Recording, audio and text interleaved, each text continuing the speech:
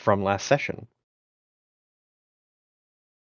While we go live? Yes, Is this we are live. are now. we're live? Yeah. We're live now. Pog. Please don't.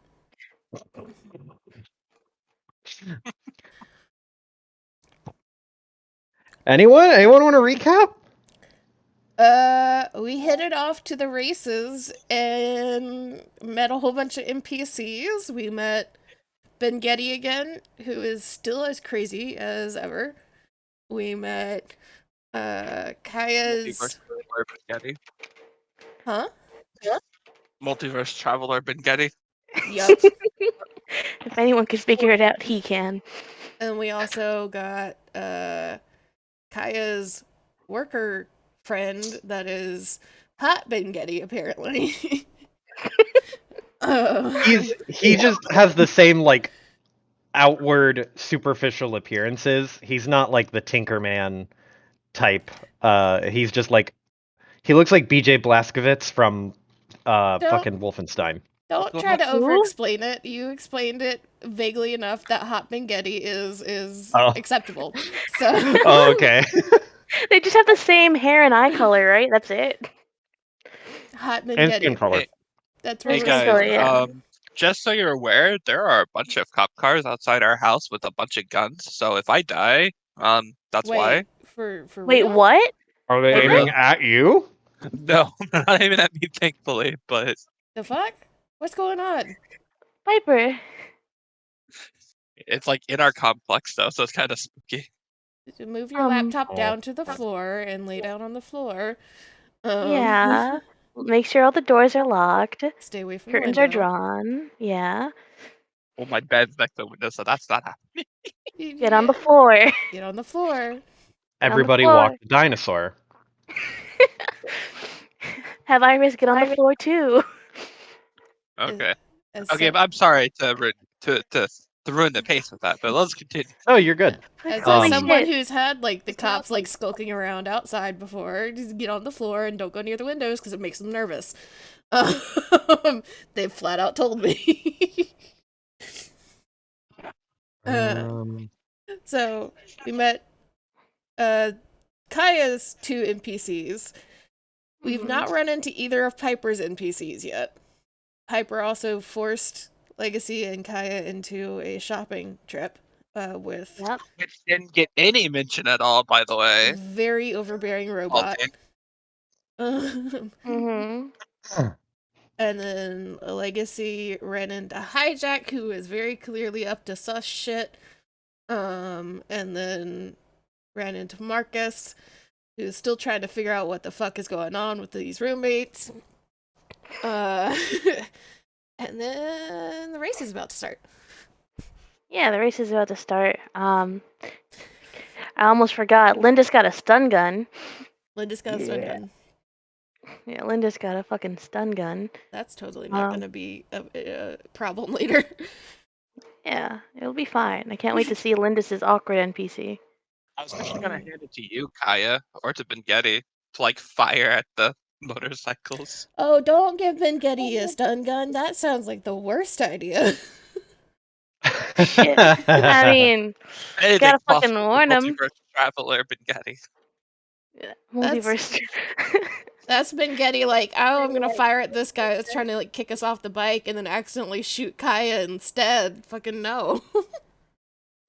Yeah, he's very smart, but he's not known for his like strength or hand-eye coordination or durability. Anything or but endurance. the brain. Yeah. I keep on just thinking back to what Piper said in the chat, just like Ben Getty and Strahd. What about? I don't know why that was in my head, but it was. Strahd the whole time. Jesus. Oh man. Okay. Anyway, so we are moments away from the race kicking. Oh shit, I don't have my fucking stream! Wait. Is that the right screen? Yeah, it is. Hell yeah. Alright. Nope. This one.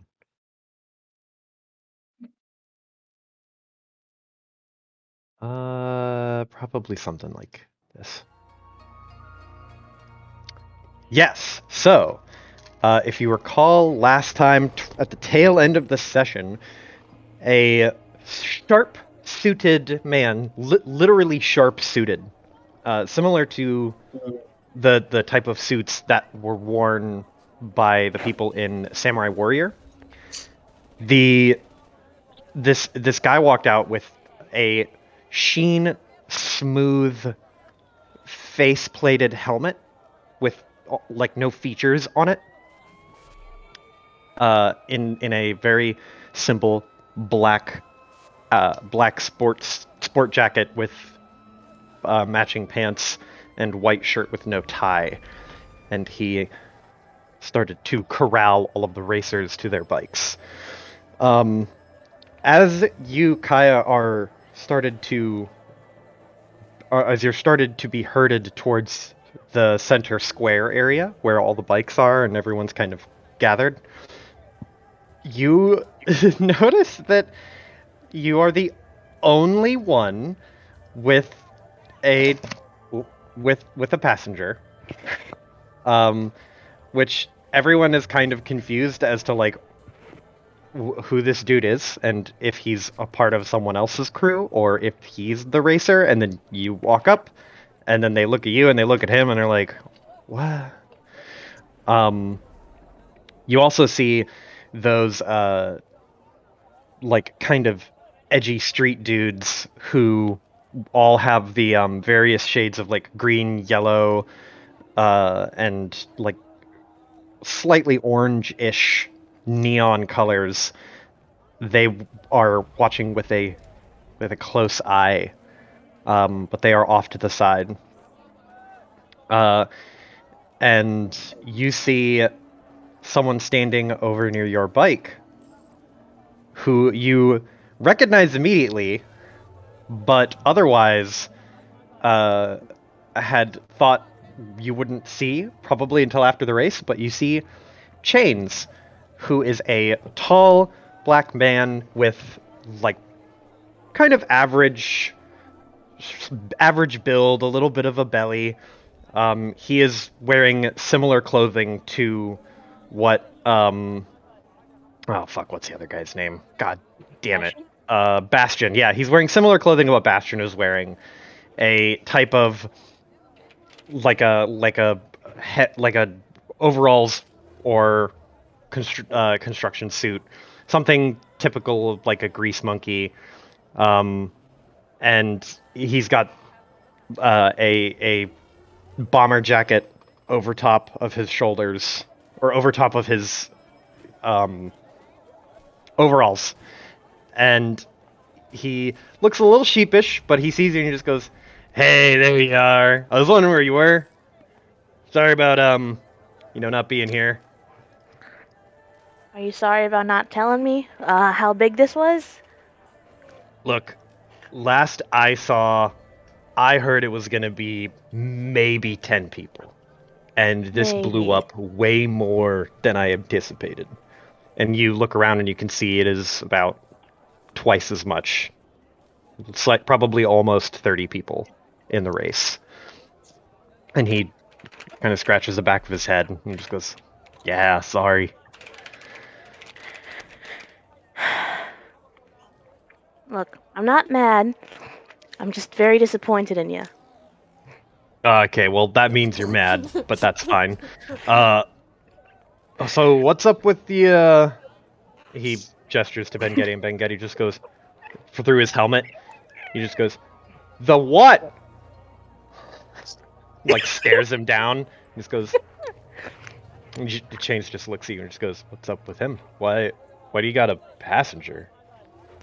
It's a long story. If I live, I'll tell you. Why wouldn't you live?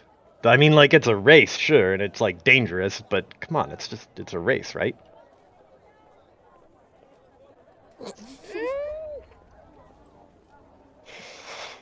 Ashton has informed me that some of these guys might not play fair. Wait, which guys? What do you fucking think? He, like, his eyes drift over to the rough-looking trio, and his eyes dart back to you and just goes, "Yeah, I heard something about a gang who was participating here. The Terror Bites. That's a really stupid name, but some of these people are here just to make their presence known, I guess. Kind of intimidate the crowd. I don't know what happens if one of them wins. I guess he just gives his buddies his other bike back, but I don't know. It doesn't matter. Anyway, look, and he turns around and then gestures up the street and then out. And he just goes, "The route you're gonna take is gonna take you up through the hyperlane. Once you get out onto the hyperlane, we're going to be watching you from down here. It's gonna be broadcast to us." And he gestures to the street sides, which are still lit up with advertisements, but the implication is that they would all transition to various camera angles of race coverage. Damn. Yeah. Jesus. I don't know how this whole thing works, but it's fucking Uh-oh, the popo. there's not actual police. Okay. I was like, Yeah. Wow, that's like real life. The popo's coming, everybody scatter.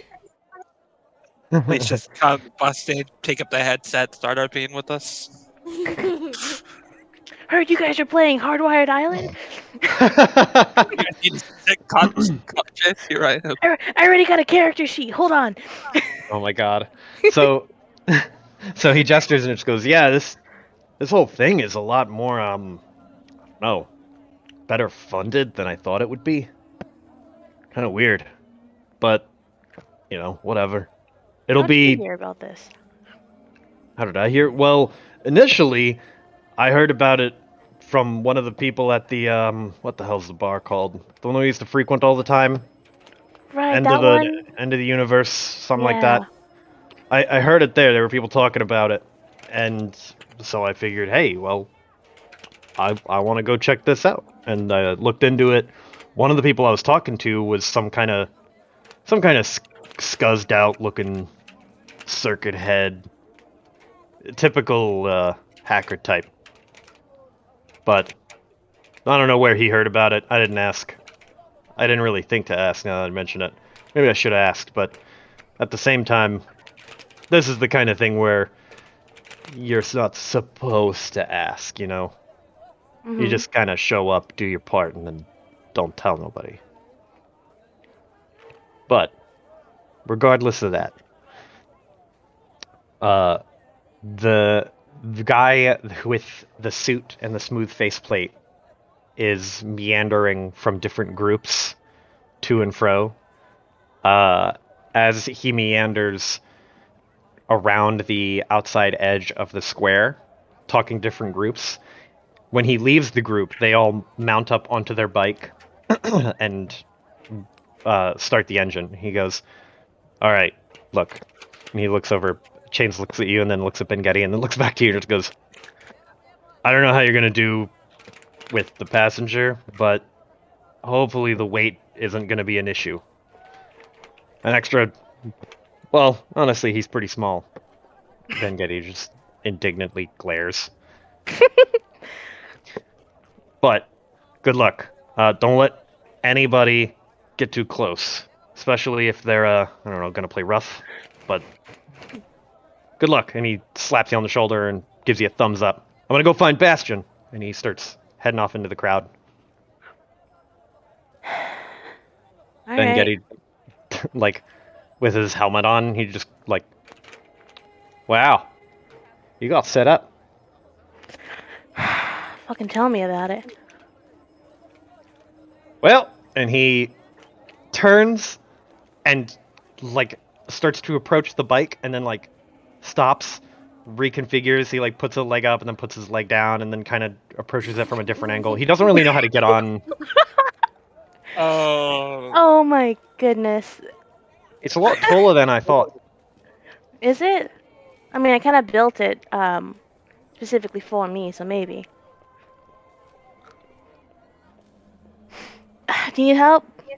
Uh, just look. How do I? Can I step on your bike to climb onto it? Are you gonna get mad? What do you mean step on it? Like put my shoe on like this part, and he like points to some of the like frame component, like the actual frame of the bike. There's a footstool or there's a foot peg that like doesn't overtly look like a foot peg. Mm-hmm. Okay. So yeah, she'll probably like step here. We point to the Uh, foot peg. Oh, all right. And he climbs up onto it and just goes, "This, this is not stable." Oh boy. Okay. And he settles down and just goes, "So, how do I stay on?" You don't see the seatbelt?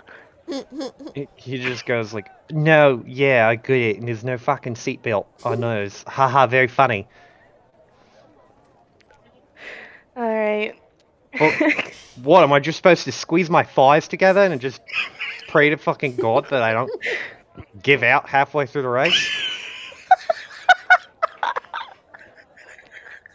I'm sorry. Okay. Look, he's gonna be riding like on the back, right? Yeah. Yeah, he's gonna yeah. he's gonna ride on the back. Okay. Yeah. Look, you just gotta hold on to me. Is it? Are you gonna be mad? Why would I be mad? What? No, no reason. No reason. He, like, I assume you get onto the bike, and he does that Mhm. thing where he's like not sure if he is allowed to wrap his arms around your midsection so that he can hold on, and he's just kind of like, hmm.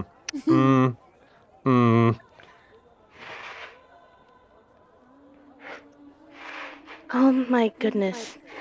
Listen, if you don't got a good grip, you might fall off. Like, okay, and he leans forward and like awkwardly like grabs around your midsection and just goes, "Should I do this now?" You're like that race hasn't even started. He's like, I'm just gonna wait. And he lets go Yeah. and then kind of sits back. When the race starts, hold on. When right around that time, you are visited by the sharp-suited man who walks over and just goes, "Hello, you're new here. Who will you Yep. be representing tonight? Are you a single party, or are you affiliated with any of the other groups trying to make a name for themselves?" I guess I'm just by myself.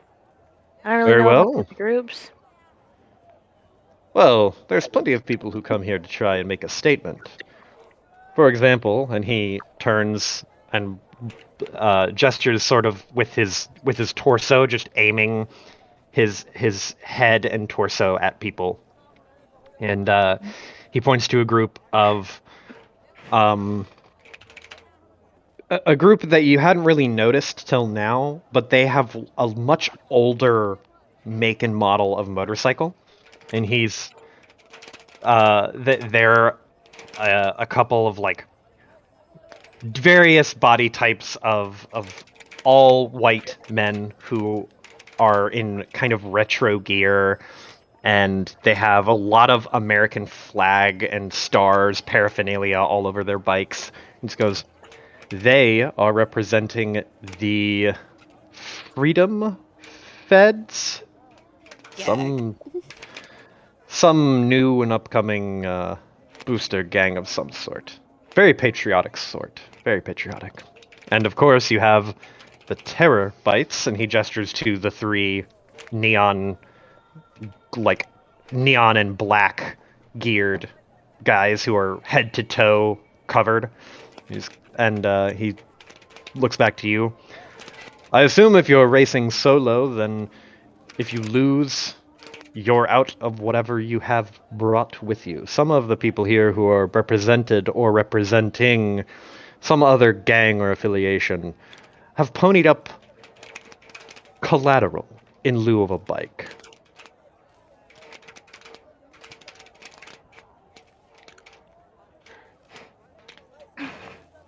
So if I lose my bike. Unless you have something of equal or greater value that you're willing to lose. He looks at the bike and just goes, I don't suppose you have a good chunk of money on you, do you? Nope. Use the last of Honestly, it to fix. Linus would put up the collateral if she's there next to her. I think The Landis hope would you have all to would- go gamble, didn't she? That was double D. No, I think Well, no, I Landis wouldn't did do. after too. I did too. Yeah. Oh, you did? Oh, okay. Yeah, and track. How much cash did you put down?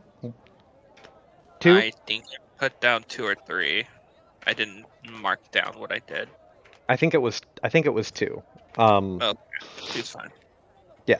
But he shrugs and just goes, well, you will owe your bike to the next in line of you.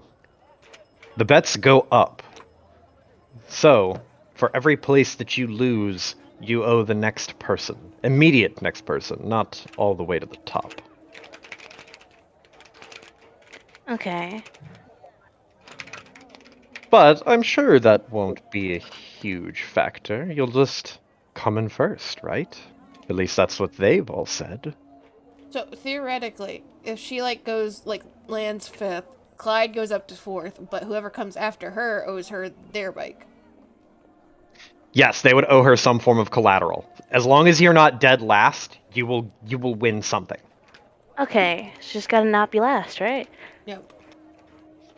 So like you may how not much like what money? you get. Yeah. Yeah. So like how much money would equal amount to Clyde?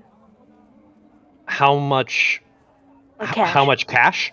Mhm. It would probably be a pretty good chunk of cash. Well over 10 cash. Yeah, so not something we can pay. Yeah, it Alright. would be well over 10 cash. Nope. Alternatively, I could say you could stake if you were to give yourself what the fuck, economic shock. If you rolled, I would say that you could pony up some amount of cash in lieu of the bike and just narratively say you scraped it together last second, and I would have you roll economic shock with it's not disadvantage, it's I can't remember what it's called. I'm a bad Amy, DM. I have cash, so if you have 2 cash on you, we can make it collateral. Yeah. Kai doesn't have any cash on her. Didn't you get 2 from? or She got from? 3. She used 2 to give Larry arms, and then she used the 1 to ferry the thing over. Okay. So yeah. Looks at legacy. Oh, I only got 2, and I spent it on a program. Yeah. So we'll just lose Clyde in that case. I will say if you can roll to you can keep Clyde if you Mhm. roll an economic shock with not disadvantage but a boost. Right. And this is a roll that you want to roll low on, right? Yes, because the Right. shock is, you want the shock to be as weak as possible. So the higher the shock value, the worse Okay. it gets. Right. And a okay. boost is 3d6, not advantage. So this affects Oh. me, right, as well? Yes, it would hit all of you. Yeah. I'd rather not do that. Well, no, Okay. actually, that's honestly not bad, Amy, because the highest we can roll is a 14, and to mitigate economic shock, I could spend cash, 1 per result. So it'd actually be fine. I have 9 cash on me, so it can't possibly roll above what I have. Okay. She's talking about a boost, though. Yeah, a boost would add another d6. Yeah. So Well, theoretically, even then, I can still swing it. theoretically, we could roll fucking all 3 6s and get an 18. And I can still Mhm. swing it. That's the thing. Okay. All right, so yeah, I guess we'll do that. We'll see Let how me that build. goes. Okay. The man shrugs and says, "We'll get to the part where you pay up after the race. Until then," he pulls out a small microchip about, or it looks like a microchip. It's about like half an inch in diameter. It is a little circular, almost just like a cybernetic little dot. And he goes, "This is a tracking code that will allow us to keep you on the screens. We have hundreds of camera drones that are going to be monitoring the station in and around the race area. So, if you want to rightfully claim your spot at first, you have to let us see it." And he gestures to the little dot, like kind of holds it up. Okay. Mhm. She'll take it. She'll really look at it. Does it look like anything she'd recognize? You can try to roll clever for that. If you have any sort of economic, or not economic, and electronic engineering, you can add that to it as well. So electrical engineering. Yes. I also have basic engineering, but I don't think that counts, right? No, I wouldn't count for this. Okay. Okay. Wow, this So is you got an small. 8. It's a little too small to get any fine details out of. I mean, from what he says and just looking at it briefly, I mean, he actually re-roll that 1. So roll 1d6. Okay. So what is that? 11? Mhm. Yeah. Um you're looking at it and you kind of like squint, and then Ben Getty kind of pokes his head over his shoulder and just goes, "Huh." And then he kind of narrows his eyes and doesn't say anything. But just from your quick cursory glance at it, I mean, it's small, and just that by sheer size and volume of what is required to track, it would probably just fit on there unless he's working with some hitherto unexplored technology, or like unpublic, outside of the public domain technology. So that's as much as you can glean from it. Probably does what it says. It probably does what he says it does, and maybe not much else, if anything. Okay. He looks at you and just goes, "I didn't design it, but the handiwork is worth admiring. If you would be so kind as to place that, let's see," and he gestures, and his eyes wander around your bike and then wander around to your cybernetic arm, and he says, "You can put it on your arm if you would be so kind."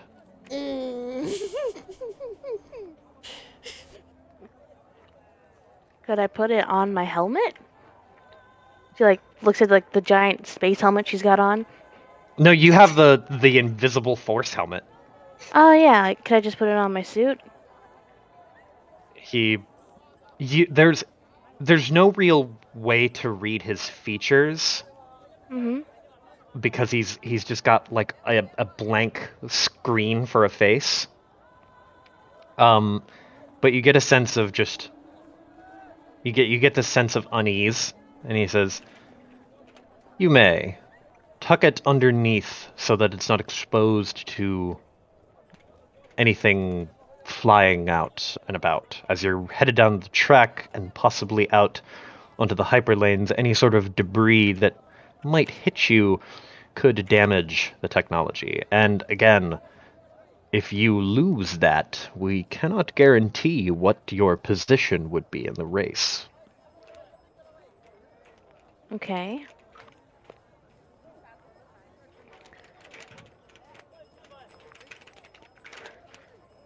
Ben Getty, you feel like as he's talking, Ben Getty like pokes you once, then twice, then once again. What does that mean? Hold on. That sounds familiar.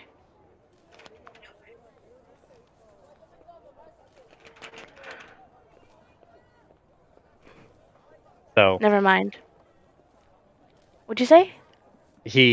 so the guy like, do you stick it on the inside of your suit somewhere?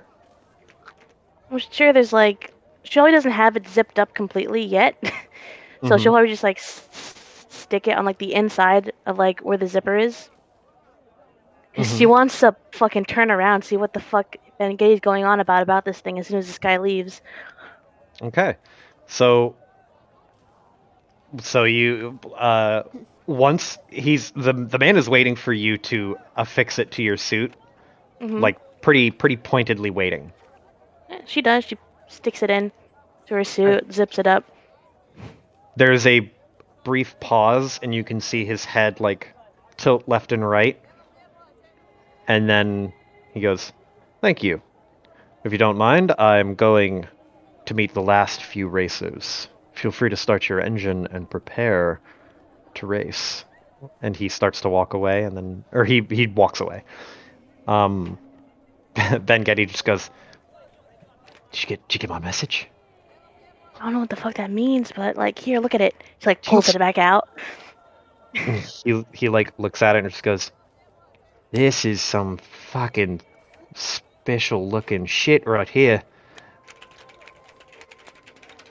This is What is? definitely more than meets the eye. It's more than just a simple trekking chip. This actually has it. Well, you can't tell. Well, okay, you're not a cop." He gestures to his eyes and he just goes, "I have cybernetic eyes. Okay. So, looking at this, I can actually see this. This is a series of different types of like an AI manifold. Think like, God, how do I describe this? It's like if you took a carpet and folded it in half like 7 times. And all of these different threads and all of these different layers were different types of AI all weaved together.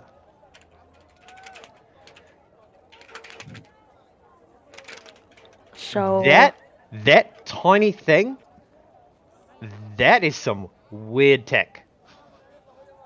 Save it for legacy. Save it for legacy.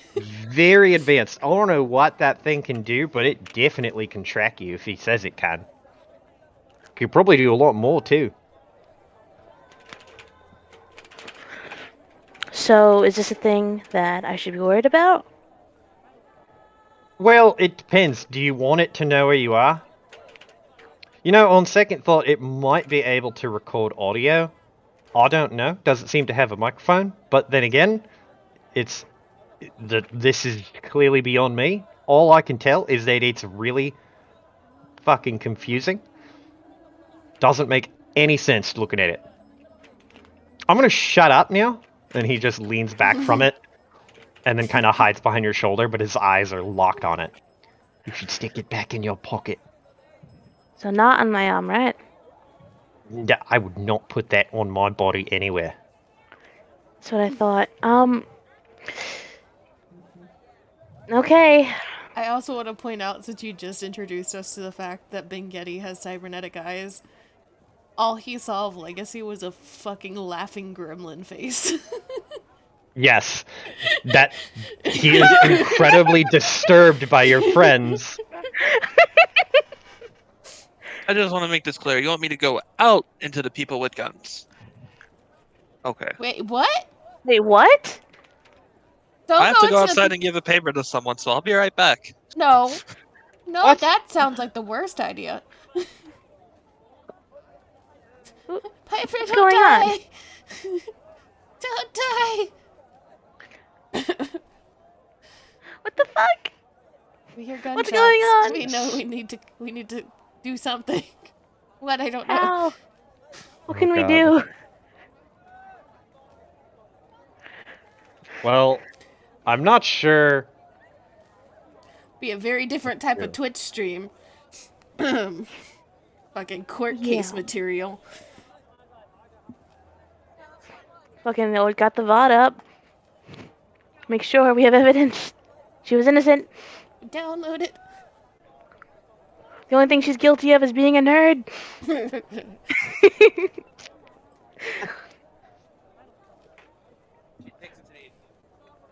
Oh, I hear her again. Yeah. Her staring at her icon, waiting for it to light up again. I know, right?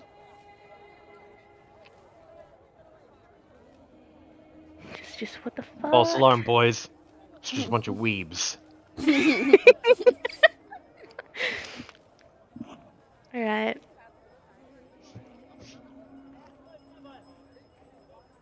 You know, Probably was gonna, fucking like, annoy Iris to tell us what's going on too. hmm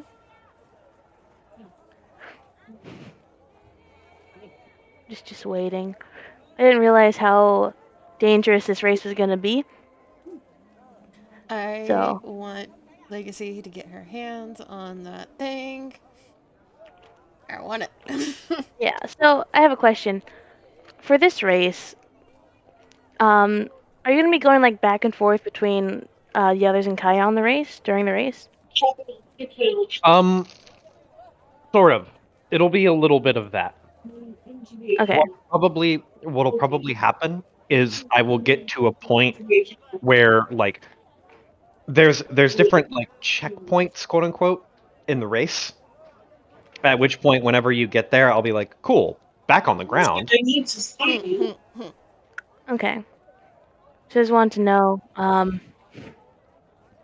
If you're going to be the center of attention Yeah. for the whole night. so I don't want that. I'm like, please don't.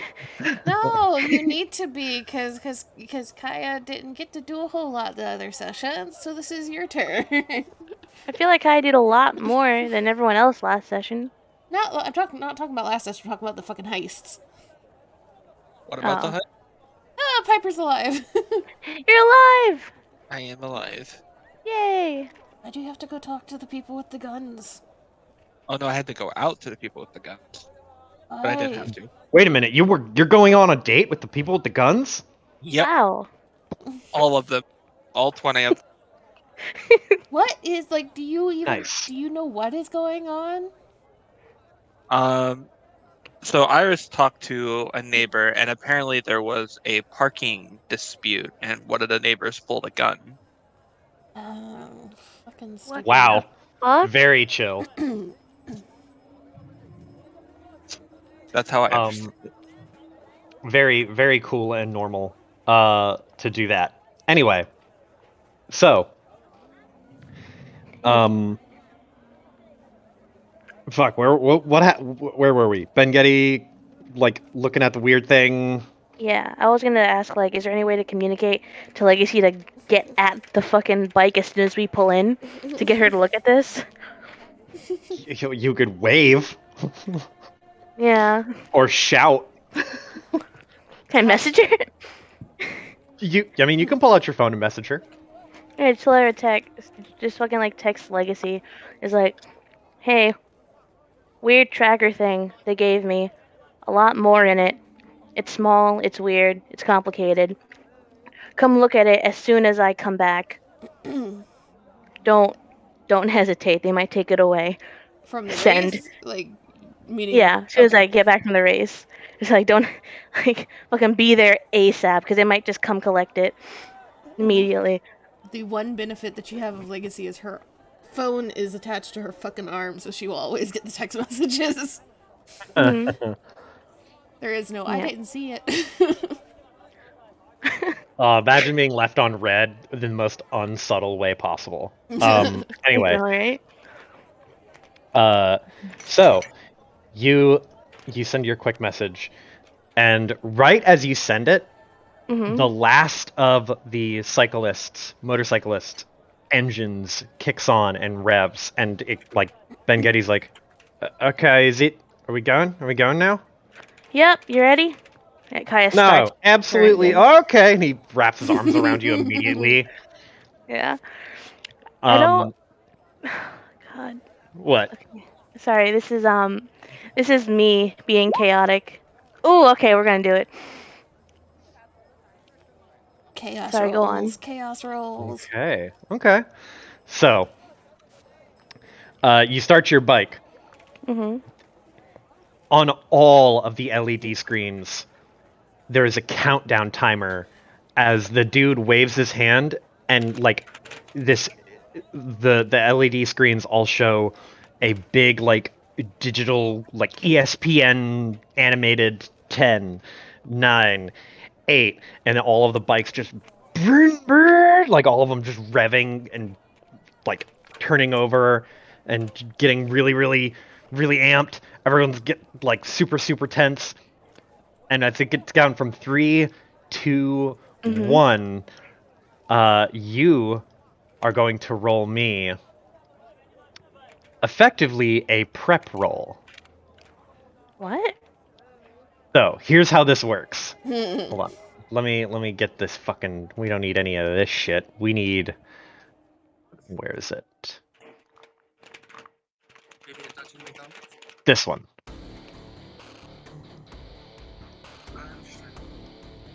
There we go. That's much better.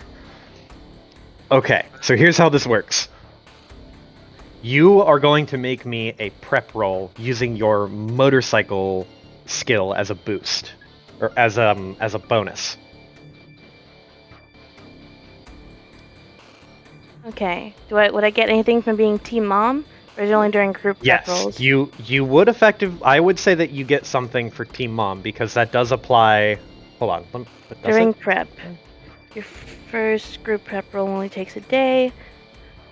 When you roll, add one additional group prep to the pool regardless of your result. So, regardless of that, Okay. you will get a +6 on your roll. So, whatever you, I don't think the group mom would work because it's for group preps. Yeah, And so I not- asked. Yeah. So you're rolling a normal individual prep roll. Okay. But you get a +6 as when you kick the motor on, there's this brief pause where it doesn't actually like turn on, and then all of a sudden you hear this, and then the motor just erupts, and it goes from like normal engine temperatures. You can actually see like the heads-up display from your bike, and all of the internal monitoring components come up, and the temperature on the internal components of the bike is just red hot, and you're like all of the gauges on your bike just rocket all the way to the top. The only thing that's not maxed out is your RPM and your speed. Holy shit. You're writing a fucking Nice. bomb. I feel like King of the Monsters, Godzilla going nuclear. It's great. Don't worry. Okay. Okay. So what do I roll? So you're rolling. Where the fuck is prep shit? You roll 2d6 plus. It would probably be your clever Okay. and plus whatever bonuses you have related to motorcycling. So I'd be rolling basically clever +2 for motorcycle? Yes. Yes. Okay. And then whatever your result is, you add +6 to it. Yeah. Oh boy. 14. Ooh. Holy shit! You rolled Plus you got a 6. 20. I got a fucking 20. Okay, hold on. I need to find the where in the heck? Prep. Alright, here da.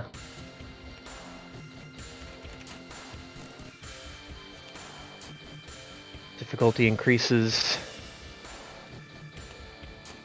for every 3 points. Okay, cool. So you automatically get you're going to want to keep track of this, by the way. So you automatically get 3 points of prep Mm-hmm. plus 1, 2, 3. You get 6 points of prep. So I automatically get 6 points of prep? Yes, you have 6 points of prep. Okay. So here's how this works.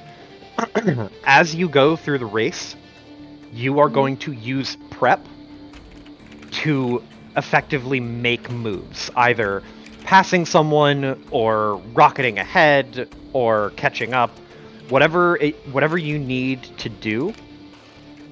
And you can use prep to do that, or you can roll for it.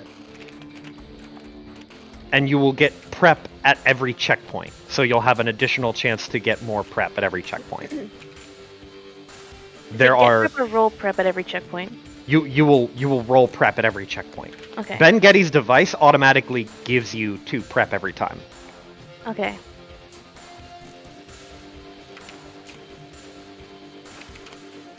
So you'll get 1 every roll for free, 2 from Ben Getty's device, and then any excess you roll gives you additional prep. Wait, did I read this right? 1, 2, 3. Yeah, because 1 for every time, then 2 for Ben Getty. Oh, you actually have 7. You have 7. Fine. Yeah, because you get 7? Okay. yes. You automatically have you have 7 for the first stretch of the race.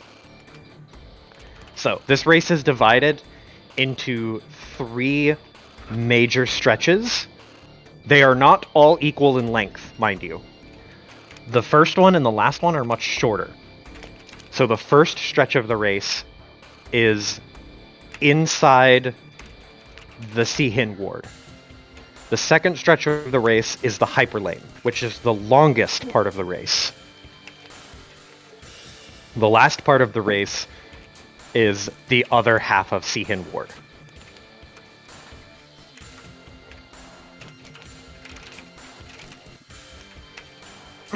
Okay. Jesus Christ. Yeah. My knuckles. Okay, so the countdown ticks 3, 2, 1, 0, and everyone blasts off from the start. Are you using a point or are you rolling? I was gonna, I'll use a point, but I just want to say at 3, 2, 1, that chaos roll. Yeah. Kaya will look over her shoulder at Ben Getty and just say, "You wrote out your will, right?" Right, but like the second before they take Oh off. my god. You see like abject fear in his eyes. The pupils dilate until they are gone.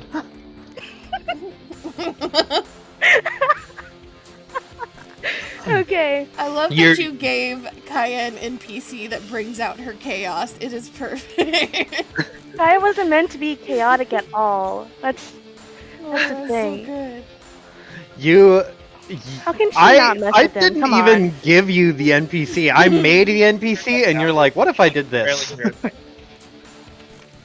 Amazing. You gave me a lovable fucking nerd inventor guy who's like awkward. It's fucking, I love him so much. How do you not expect me to mess with him a little bit? You saw how fast we adopted Marcus. What did you expect when you introduced us to Big Getty? Mm-hmm. Amazing. Excuse me. So you're using a point. Again, the points are basically used in lieu of a roll, and Okay. it will give you effectively like the average +2 because of Ben Getty's thing. So you effectively rolled a 9. Which, with your bonuses, are... Wow, okay, it's a 14. Excuse me. So, all right. Let me roll. I don't actually have dice prepared. Give me 2 seconds. I have to fucking grab a Okay. bunch of dice so that I can roll for some schlubby dorks to start racing. Just gotta get ahead, because already got a target on our back. Just put as much distance as possible. What if I do? You also don't want to be first too early on, because then that puts a different type of target on your back. Exactly, that's the Yeah. thing. Like, on one hand, I know that Ben Getty's device is gonna do a, like, fucking boost as fuck, but, like, I don't think Kaya realizes just how much of a boost it is, because she doesn't have the fucking numbers. So, Feel it. yeah, Feel the speed. I am speed. Ciao. Okay. So, you blast off from the start. Immediately take the lead. You pull ahead. There is, like... you actually have this brief moment where you're not sure if this is like your bike is meant to handle this kind of strain, because it's still redlining and you're accelerating and you're like kind of concerned, like, holy shit, this is going to break the motorcycle before we even get to the next portion of the race. And then it starts to come down a little bit and you're like, oh, okay, we're good. You can, like, as you're blasting ahead of everyone else, you get a very distinct image in your rear view on one of your side mirrors of many different motorcycle lights just disappearing into, like, around the corner as you peel ahead and take the first hard turn. So you pull around the corner and you can see the neon and the lights just blasting by your head. Meanwhile, back at the actual starting point, you can hear, you watch the motorcycles all like have this moment of, there's this, it's almost like slow-mo where you're watching all the motorcycles start and then start to go, and then just Kaya's just rockets forward. Fucking Shoots anime off- moment. It is so insanely much. It is so much more fast than everyone else's bike. That it is so much faster than everyone else takes off. That there's like an air of like dumbfoundedness as all of these other people are like, wait, what? And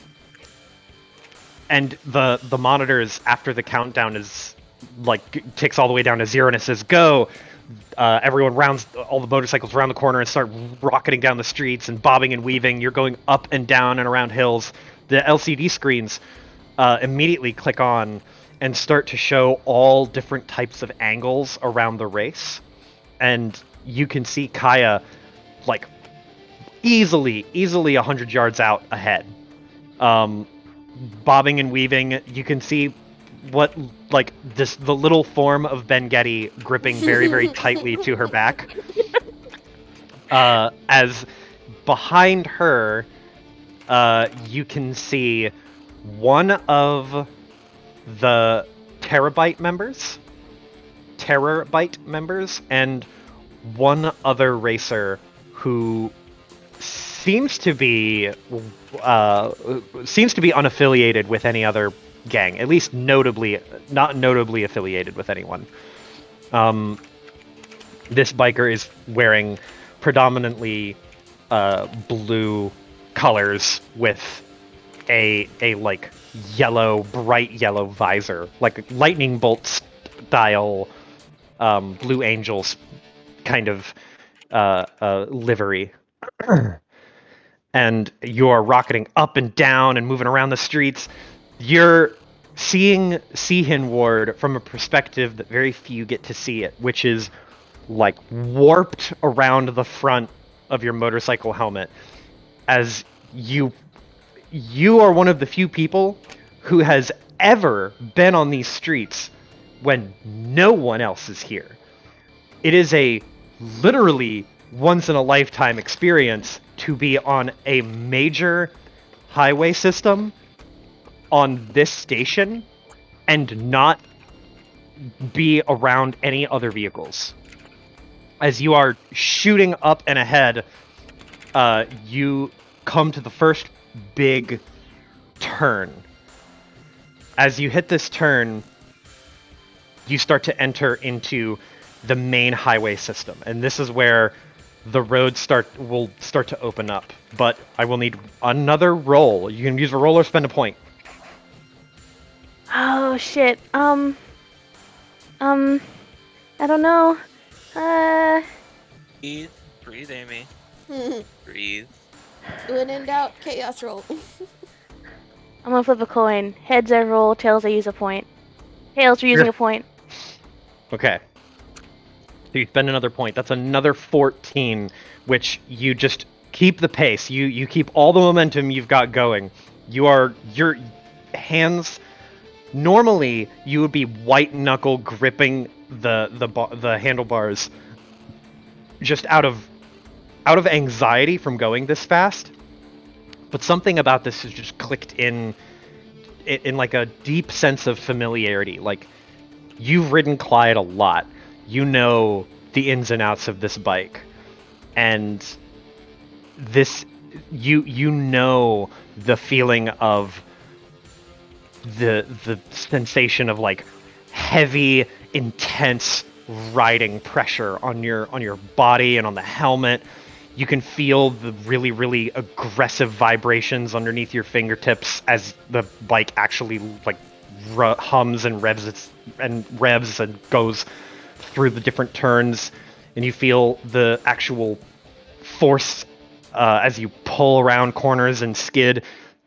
Moments where you pull a turn so tight that your knee is just barely above scraping the edge. You get a little bit of the sparks off of a peg scrape, which you're not sure, but you think you can hear Ben Getty scream like a little yelp over the drowning noise, like the drowning loud noise of motorcycle racing. As far away as they are now, everyone back at the square can still hear the echoes of bike engines. You can see just how far ahead Kaya is. The lead has stretched by about 50%. Now you're almost 2 full football fields ahead of everybody else. And as you get closer and closer to the main stretch of highway, this goes from effectively a 2/4 lane road to this mega highway. Think like space Autobahn. And it opens up to the top of Seahin Ward. As you rocket up to this area, you can hear behind you different sounds of sounds that you know, Kaya. Even you can hear them over the typical revving and tire screeching. These are not normal motorcycle noises. These are the type of noise you hear that sticks out almost. Let's see. That's fuck. What did I don't even remember what I just rolled. Shit. What did I roll? Okay. So you see like a brief flash in your side mirror, and in that side mirror you can see that blue and yellow racer. He's still maintaining pace, but you see a sickly green light of one of the Terabyte boys shooting up from behind you. This sudden, unnatural burst of speed kicked up from clearly some type of thing going on. And it appears that you're not the only one who brought cheaty methods. So, right as you enter the major highway, you got to roll or spend a point. All right, I'll roll. Okay. You get +2 to this roll. From motorcycle or something else? And Yeti stuff. From Ben Getty's tool. From So his do I device. just device.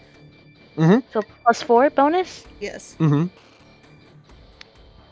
Oh. Yeah, okay.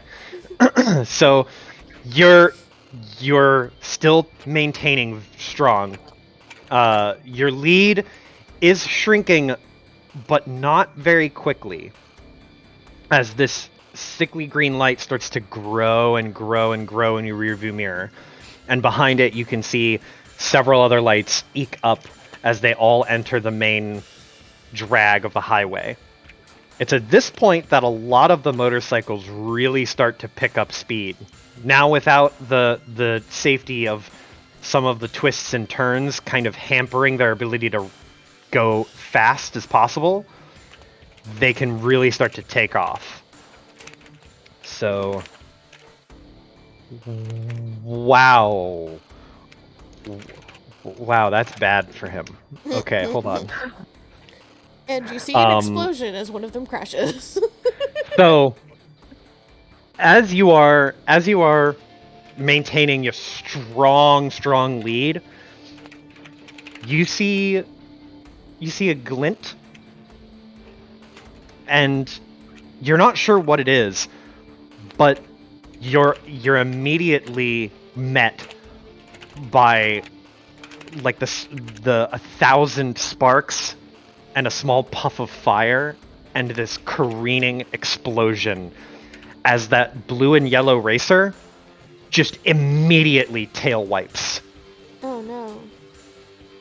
It's going from a steady pace to out of nowhere, more than likely dead. This Jesus person Christ. is gone. So they roll This- double you're- ones. They rolled really poorly, but there's something going on that you can't see. I'll let you spend a point to know exactly what happened. Yeah, I was gonna say, like, is there any way she can figure out what the fuck just happened?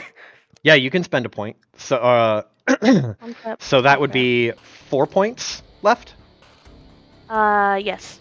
Okay.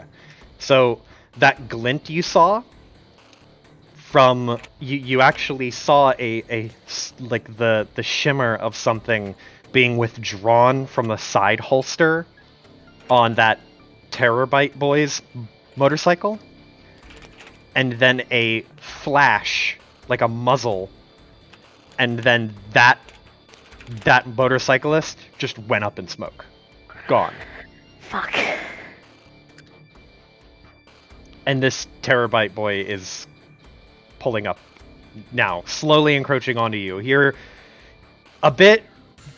still pretty far ahead, though.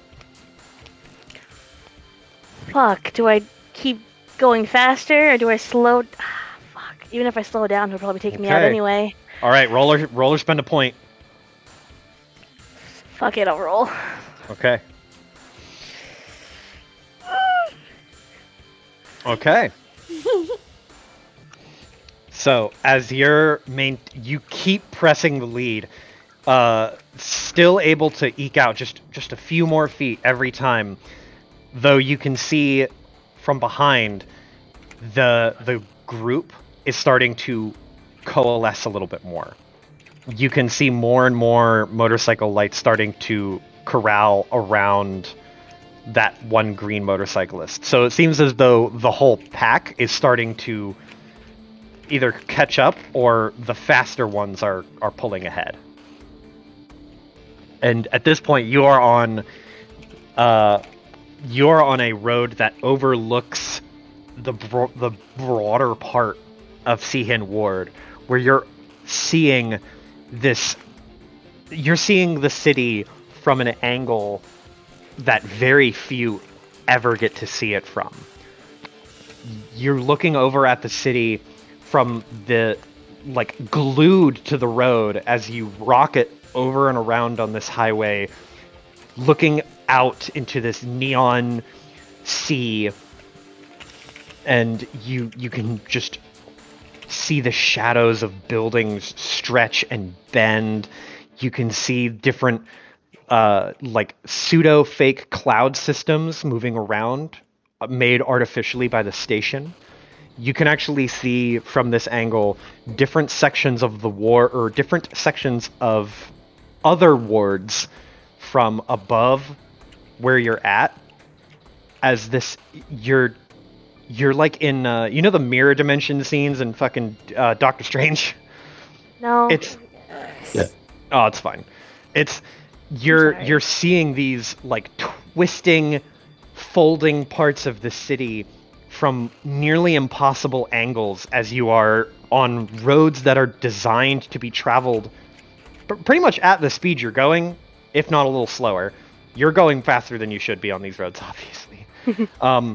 But you're seeing the angle of the city bent in such a way that this is meant to be predominantly for like shipping almost.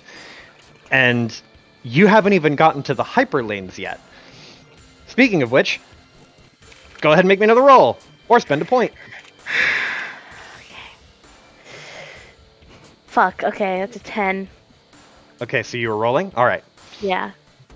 So in this moment that you were captivated by just something that you kind of taken for granted, just living here and being an engineer and being so close to it, you zoom out now and you just kind of see the city as kind of weirdly beautiful in a way. And then that moment is cut, unfortunately, too short, as you hear the aggressive, angry hum of 3 approaching motorcycles. Your head snaps to attention, and you can see rocketing up from behind that green motorcyclist, and slightly lagging behind him is what appears to be a more rugged, like ye old Americana style motorcycle. Fucking And- Harley behind all these racers. Yeah. And as this green lit, like monstrous, kind of like sinister colored motorcycle approaches you, you see a glint of light again. And you will need to make a check, not to. You'll need to make a motorcycle check now, or you could use a point to auto pass. I'll fucking use a point. Okay, so you see the glint of steel, and in a flash you react, pitch the motorcycle hard to the left. You dip, do effectively jump what would be 5 or 6 lanes over, and as you move, you hear this like chunk and a thud, and where you were, concrete is sprayed up and away, almost like a slug was thrown into the ground at extremely high velocity. And then you can see in your side mirror now that guy with the green motorcyclist, he is holding what appears to be some type of tube. It's clearly a gun of some kind, but it's not making like a bang so much as it's making a thump.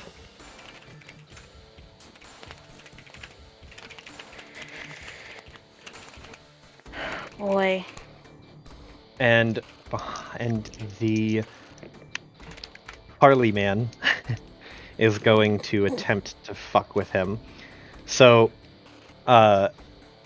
he is defiantly trying to catch, or not defiantly, desperately trying to catch up to both of you, but he's just a little hesitant to get between that dude with a gun and you, because you're in first. So he's kind of lagging back. Meanwhile, this green motorcyclist is pulling up. Are you rolling or paying? Oh my god. How much longer till the next leg? you can look up and see that you're approaching the hyperlane, but it might be just a little bit before you get there. Ugh. You're close. I'll use a prep. I've got 2 Okay. left now. I don't want to fucking die. So you use a prep and you're continuing to maintain your lead, pushing ahead. You hear another ka-chunk from behind you, though this time it wasn't a shot being fired, but a shot being loaded. You can see him taking aim now. He is going to make a check to try and keep pace with you, but it'll be a little bit harder because he is not able to ride as much with as much efficiency. Okay, so you can see, you take a quick glance over your shoulder and you see him taking aim. He takes one hand off of the handlebars, holds this tube out, basically aiming with his whole body, and then that dude with the old school thumper motorcycle runs into him out of nowhere, just tilts all the way in, kicks out a boot, and slams into the back tire and sends the dude fishtailing really, really badly, which he is going to have to make a check to stay good. Oh, Harley man. Let's go, Harley man. So you see the green dude does not crash, but he skids and loses a lot of speed, and he just drops way back, almost like you pulled an emergency chute, and he just flies out of view for a moment. You can see other lights in the distance as they part around where he would be, and the Harley guy, now looking over his shoulder at the dude he just kicked, turns forward and meets your gaze. I will Roller. nod. I'm sorry. He meets your gaze, but not in a way that's like, "Hey, I got you." It's more of a, "You're next." So, go ahead, roller check Fucking or roller pay. roll. 13. Rolling. Okay. So double threes are a crit. So that in mind, you have this moment where you look at him in the eye, and there's like a, whoo, where you both are like, wow, that guy's taking it way too hard, and then he looks at you and just goes, all right, and then starts to rev the motorcycle, puts his foot back in line, and you're just like, oh shit, and start to rocket ahead. His bike is nowhere near the quality it needs to be to maintain an incredibly high speed, at least not right now. He might do better in a different environment, but the environment, like running through Seahin Ward, his bike is choking on the air trying to keep up with you. So as you get closer and closer, you start to see what looks to be, you're actually looking at this massive highway split where one section continues its curve around the city, but that curve, all the lights on the road and above are turned off, and you can see the lightway has like video game style lit up to what appears to be this massive airlock, which you can see is the exit to the station onto the hyperlane. And approaching it, this airlock looks more like a gigantic bank vault door. It is a massive entrance or exit, depending on how you look at it. And the road that you're on seems to change in its structure almost as you go up through that area. You're going to need to make a check here or pay a point, but as you're getting closer and closer and closer, the door's not open until you hear the and then all of this air starts to rush out, and you can hear the massive amount of decompression and this gust of wind as the door cracks only a little bit, and the pressure wave hits you like someone with a baseball bat. Are you rolling or spending? Oh my fucking god. How much do I have left? 2. 2? Ugh. Fuck. Alright, I'm gonna roll. Mm-hmm. 14. Okay. You look down at the bike, and the temperature levels have started to kind of level out. They're not normal levels. They're still pretty hot, but you notice that like they're kind of petering off. So it doesn't seem to be that you're at risk of overheating, at least not right now. As you get closer and closer to the door, you right the bike against the pressure wave of that door crack and then the gust of wind that comes after. You can hear the sputter and of the motorcyclist behind you, as his motorcycle is more oxygen dependent, and it seems to be choking out even more after that pressure wave affected how the actual fuel is being injected into the bike. So, for as far as you're aware, you seem to be pretty far out, and that door, as you get closer and closer and closer and closer, ekes open just enough for probably about the width of 5 or 6 motorcycles. It is not wide. You can fit through it, but if you were up against someone, it might be a little dicey.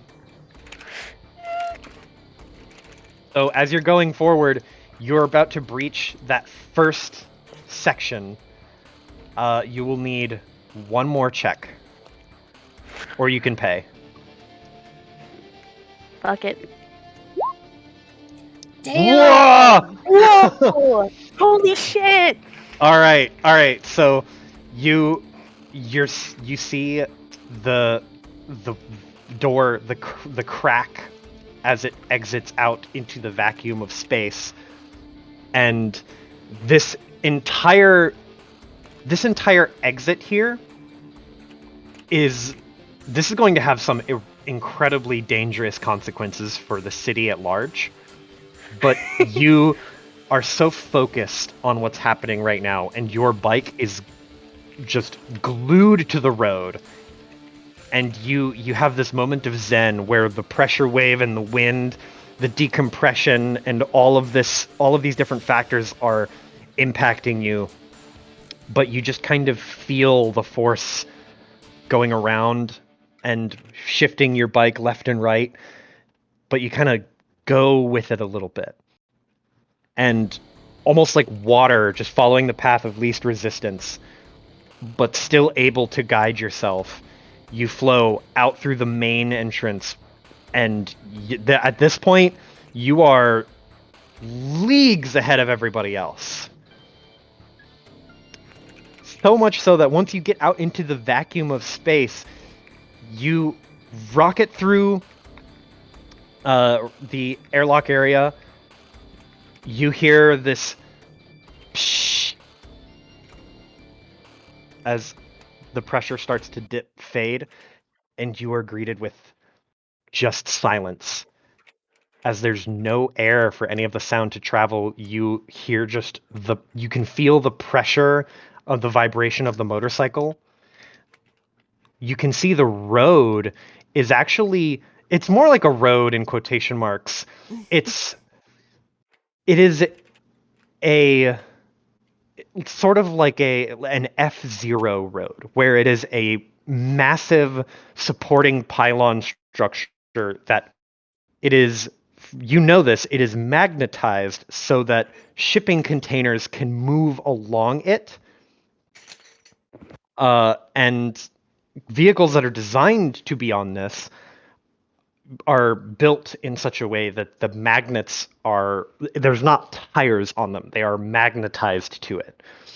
So your bike being here is extremely dangerous, but still doable because there is gravity. It's just not as strong. So you are Hi, the can you repeat first. that? I'm sorry, my headphones cut out. Oh no, you're good. You said the road was magnetized? The road, yeah, the road is magnetized. So the cars and vehicles and things that are typically on this road are built without tires. They're built with these like plates almost that are exclusively meant to be traversed on the major highways and the oh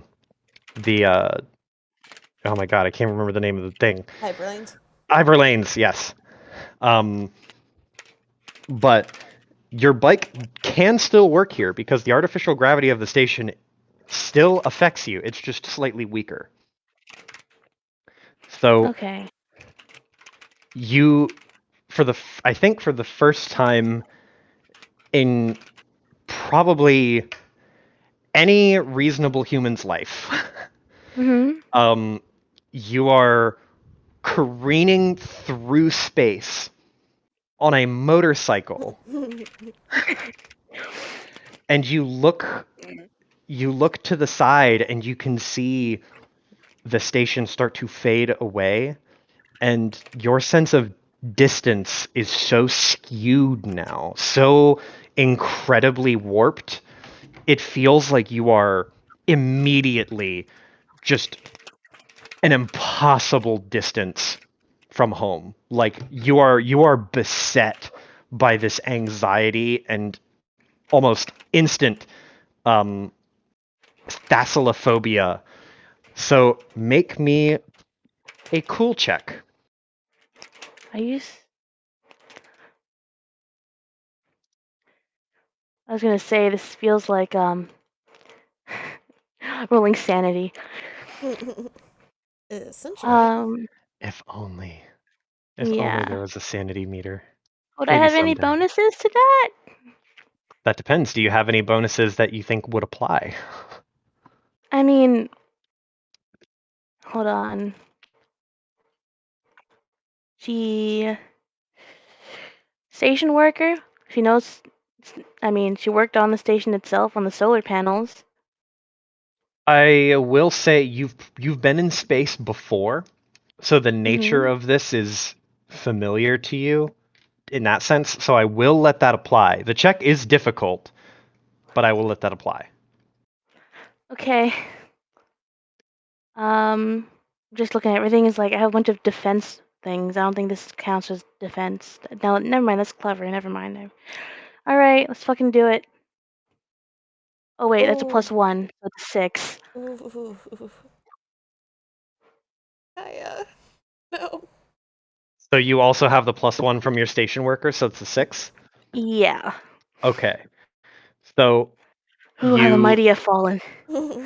you are you are in space. You look around and there is nothing.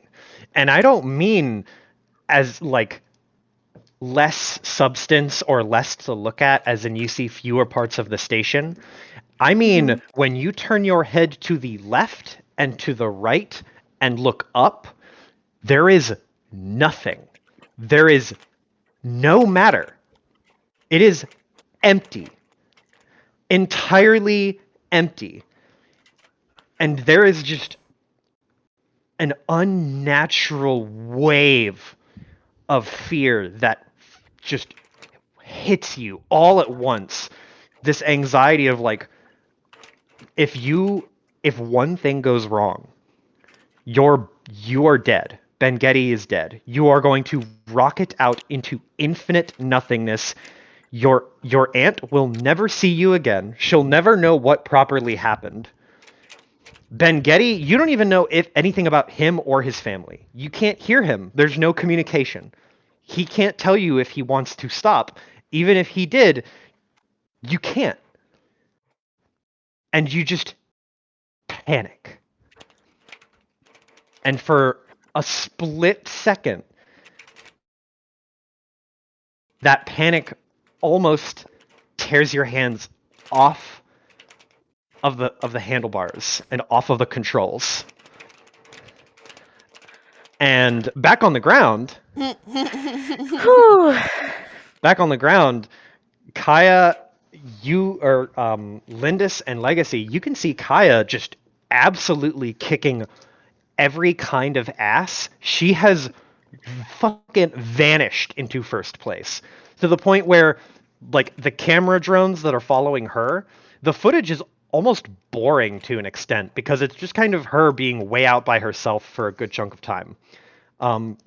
You can see a lot of action happening in the rear parts of the race. Let me get some this. Yeah. Okay. So you can see these what are they called? Terabyte boys. They seem to have divided themselves equally among the group. It's almost kind of strange. You're both clever enough that you can see this pattern kind of evolve mid-race, but one falls towards the rear, one towards the middle, and one rockets ahead to try and get to first. As you see them spread out, you see various forms of violence start to break out. Watching on the screen, one of the yellow tinted terabyte boy pulls out some type of device. It's hard to tell on the actual drone cameras because they are farther away, but the thing he pulls out looks to be some type of blunt instrument. And as he rides up near a few other cyclists, he would wave it, and it would seem to, almost like a magic wand, affect the bike, almost like push it or pull it or shift it in some way. A few people are just cheering and jeering. Another few people are like, "Is that allowed? I don't know if this is legal." And a handful more people are like, you can hear an actual exchange of like, "Holy shit, what is that? That can't be allowed here." And it's like, "Well, what the fuck are you gonna do? Tell them no?"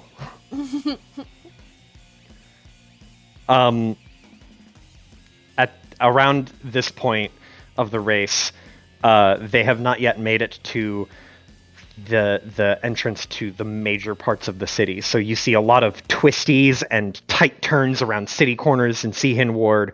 You're also seeing the city from a very interesting and unique perspective. From this bird's eye view, you get to see the twisting, turning streets traversed like a roller coaster, twisted from what is effectively this raw business enterprise into a rich person's plaything for fun, just for the sake of entertainment for an evening. Bought out an entire section of the city and turned into a very, very intense and aggressive thrill ride. But Legacy, as you're watching Kaya like roar ahead and you see some of the fights and things break out, people either bumping into each other or trying to run each other into different things, Marcus goes, your roommate's really fucking good. Well, Yeah, how she this is. race is going, she better be. Yeah. Why did she agree to this? Is this something she always did? Legacy just kind of looks at Linda's. Linda's. Well, we just found out about it. She's been doing it for a while. I don't think she knew about all of this, though. I don't think anyone did. As she's talking, though, Legacy is going to start trying to see if she can find out more about the terabytes. Yeah, it's literally terror, BYTE, Terrorbyte. Fuck, I have it in my notes as EITE. I'm not changing it. I'm sorry. Terrorbyte. That's actually better. That's fine. Okay. But you're hoping to get information on the Terabyte Yeah. people, the So- Terabyte gang. Start doing initially a general kind of web search on her arm. Marcus watches intently, just you sifting through on your arm, and he gets a little close. Kind of puts his face closer to yours so that he can see better. You know, normal thing to do. Go ahead and roll me a clever check. Do you have anything? You're a conspiracy theorist, but do you have anything that relates to more underground knowledge? Just my hacking shit. Mm, Security systems, but I don't think that's gonna work. Unfortunately, no. But do I get to use my conspiracy theory on it? I would say no, because it's not Aw. a conspiracy theory thing. This is more of just information gathering on like a more seedy part of the city. 11. Yeah, so you still rolled really good, and you crit. So your web search comes up almost fruitless. It's pretty hard to find really reliable information on gang activity that you can verify. You find a lot of stuff about like various crimes that they attribute to themselves or have been attributed to them. You see various like images of destruction or symbols and sigils. You actually do see a pretty reliable pattern. The terabyte symbol is like a very rudimentary drawing of like a circuit chip. It's basically like the type of like harsh right angles that end in little circles. It's very very simple, but when you look at it, it is the letter T and B. But it's very stylized. That's pretty consistent. The one thing you will find though is that this gang is very violent. That is a pervasive theme. They are unafraid to commit very, very intense acts of cruelty and violence. They explicitly operate within specifically within the wing of what the fuck is it called? Oh my god, I need to write all this shit down. I'm such a gobble dampened fruit pie. What? What is it called? And it's led by none other than Ben Yeti. Ben Getty. Yes. Voyager Ward. Or not Voyager Ward. No wait, the wing. God damn it. Hold on. Nobody panic.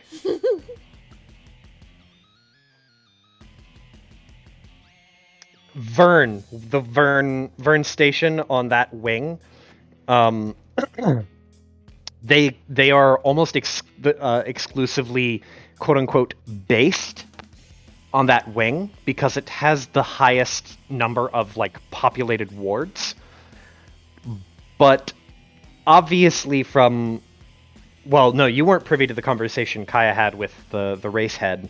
No. You are getting the impression that this is like a clout thing.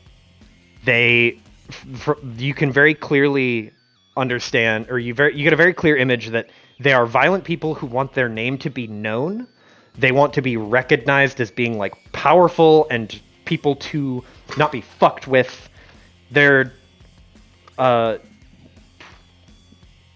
not much else you can reliably pin down though. It seems to be that this gang, their formation, is relatively new, or they are only recently becoming more mainstream. Probably as a direct result of the upping intensity of their crimes. So, as Legacy's finding that out, she'll let Lindis know as well if Lindis is paying attention. Yes. And she doesn't like that very much.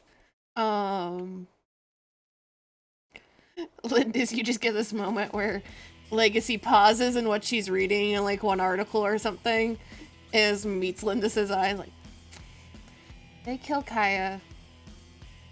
We're going to war We with kill the them? gang. Lindis just nods. And Marcus Legacy looks nods. concerned. Goes back to what she's doing.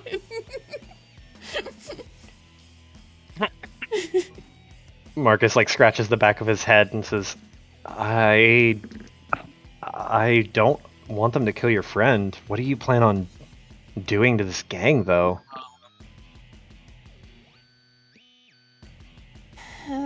Legacy just sighs like, nothing I can do here.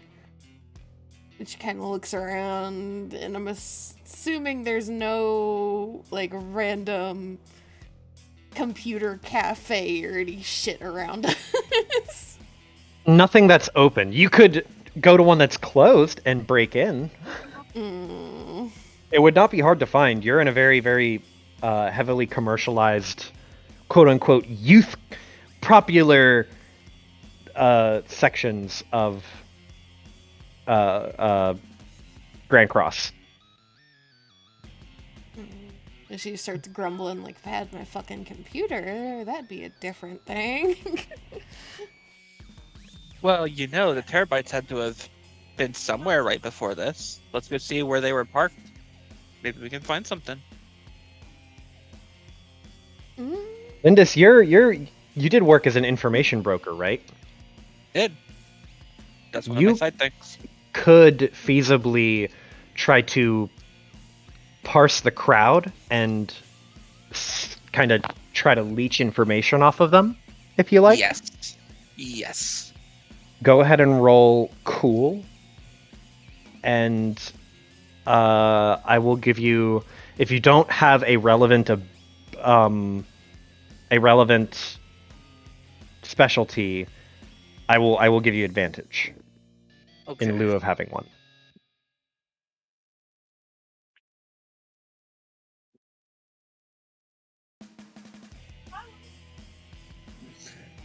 Okay. So, you just start to kind of weave your way around and through the crowd, trying to figure out what you can learn about the Terabyte boys.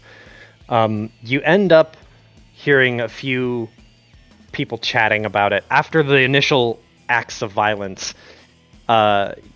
Just people being very aggressive on a motorcycle in ways that you would not think would be allowed, like just hitting, kicking, maneuvering, and damaging other people's motorcycles in a very, very dangerous way. And it's right around this time you get probably halfway through a conversation when on screen a motorcycle erupts into fire. That is the hardest confirmation of somebody getting killed in this race you could have seen. There were instances, random acts of this intense violence going on before, but that is a dead man. And as you see that, several people start to get really nervous. A few, you hear rumors talking about just like, oh shit, oh they came here, it's really them. Oh my god, just what do we do? Oh, man, I don't know. I mean, we gotta wait for them to get back. Like talking about the various friends they have. Okay. As you're wandering around though, you can't seem to find anyone who was here with the guy who presumably died. Like nobody bursts out in response to that. It becomes immediately apparent that he may have been a rogue element, or possibly unaffiliated, or the people who he came here with don't really care that he's gone. I apologize in advance. My inner chaos is beginning to take over. No, no. Yes. Oh Good. my goodness. Yes. So the mob started, like the people started to become afraid, right? Yes, they are getting that's very a general mood. like different pockets of the group are becoming very agitated. I'm gonna sift through the crowd, and as I do, I'm gonna say stuff like, "Yeah, we should take care of this, or else they'll get us," and just try and work Okay. them against terabytes, basically. So you're trying to like incite like a rebelling or like yeah, fuck the terabytes. Well, or civilian justice is what it's called. Yeah, Mm-hmm. Okay. yeah. Okay. You can roll cool for that. And I will let your influencer thing apply here because you are influencing people. Holy shit. I just realized. Lindis can click. Oh. Her fucking content. So I get advantage on the first social roll because I have dog. Mm-hmm. You have your Foxo is running around like looking cute, and then people are like, "Aw," and then it will like look at a terabyte picture on screen and just, and then they'll be like, "Yeah." The best fox. Propaganda. Because I'm a VTuber, I'm good with swaying people. That yeah, I will let your VTuber / influencer thing Okay, count. I was just making sure. Okay. Yeah. Let's go. Okay. So the sentiment in the crowd was already one of like fear and apprehension. And it was turning into something of like a Machiavellian type of respect. But as you are walking walking a little route on the periphery of the crowd, people have kind of moved and dipped into the main square as they watch on different screens. And they've broken off into different little groups because there's many different screens that are all showing the same thing vaguely. But you've maneuvered through each and every one of these tiny little pockets of people, and the pervasive sentiment is now one of open hostility and like kind of this mob mentality of like whoever these fuckers are, they need to pay. You're not sure if it will stick in the face of more violent gang members being present, but you can certainly say that nobody there is a fan of the Terabyte gang anymore. Oh yeah. I'll just keep whipping them up during this, just to make sure it sticks. Okay. It's more of a matter of like if they uh, have the willpower to like not be swayed by fear. But I will I'll go say like, there's more of us in there than they can't possibly, do stuff, et cetera, et cetera. Just spiking them up. true. Okay. And then I go over to Legacy and I'm like, we might want to step back a bit. Okay. As you are doing your little rounds, Legacy, you are still searching around online for things, yeah? Yeah. So Maybe while you're digging searching just a little around, bit deeper where she can with what she has on her. digging deeper, you do notice something very interesting and a bit worrisome. Roll me a cool check as you are looking online, doing a lot of intense research diving, and Lindis is making her rounds, so you're trying to do your part, and you notice something that you, one, didn't think was possible, and two, hoped would never come back.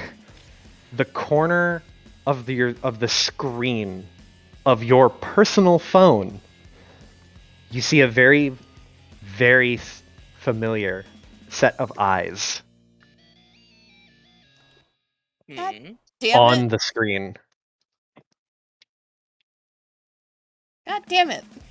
And you immediately break out into a cold sweat, and you hear over your shoulder Marcus say, "What the hell is that?" But it's muffled as you're just kind of panicking, and you hear the blood rushing in your ears. And we're gonna cut back to Kaya. You You are Jesus Christ. in the second stretch of the race. You can use a point to roll, or you can use a point here Hmm. to get more, to effectively like roll average for your, what the fuck is it called? Prep. Prep. Roll. But if you do that, you won't get +2 from Ben Getty's device, as you are already getting a +6. Okay. But I will let you use the point to effectively roll a 7. 2, 3. Oh, sorry. That'd be a 12 to altogether. I think, Back. or 14. In brace. Okay. I'm gonna be rolling prep. You're rolling for it? Okay. Yeah. It'd be what's the total bonus? It'd be It'd be You plus get 4 a plus- altogether if you get the +2. okay. Yeah. So it'd be a +2 from motorcycles and +2 from device. Yes. Yes, well, you don't get the +2 from the device for this. For the prep roll, you get +6. Okay. For motorcycle So, checks, you get +2. so it'd be a bonus 8. Yeah. Is everything okay? Yeah. The prep roll is always going to be much higher. Mm. Okay. No, you So don't you get, did don't roll. get the +8. No.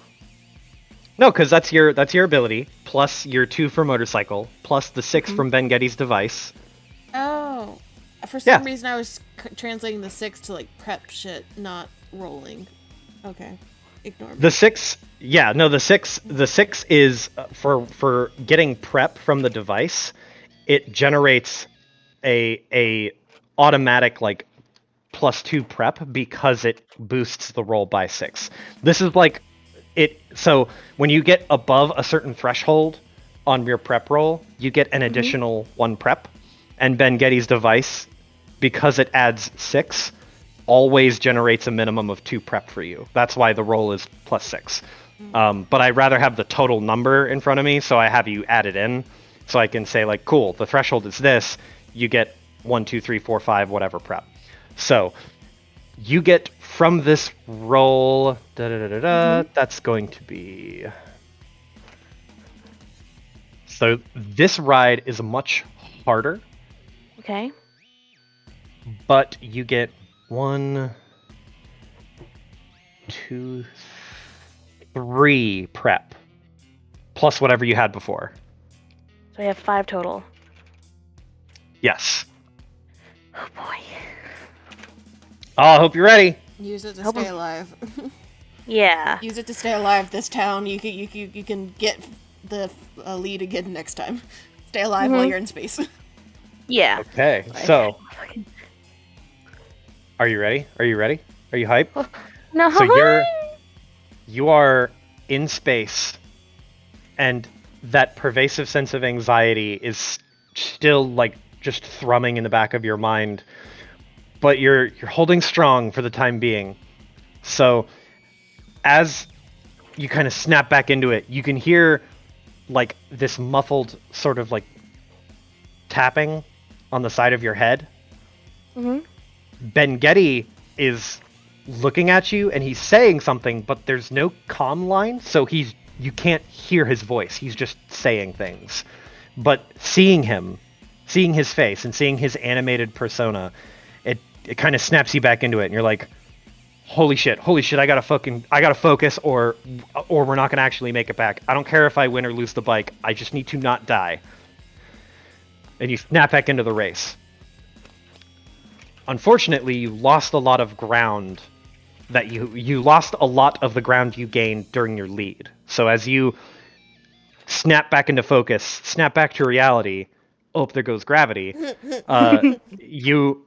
You turn and you can see several of the motorcyclists have caught up, including the green motorcyclist.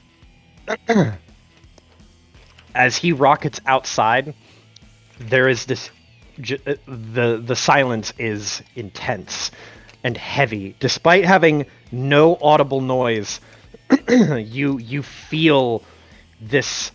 It's almost as if your mind is creating the chaos and the noise and the revving of the motorcycles in your ear, just as like a sense of familiarity, because that's what you're used to. This man is starting to catch up to you. Are you rolling or paying? Fucking paying. Fuck this guy. Okay. So I should clarify. Are you going to roll or pay to get a lead? Get a lead? Yes, this will give you a lead. This will keep you in first. Are you going to roll or pay to stay in first? To attempt to stay in first.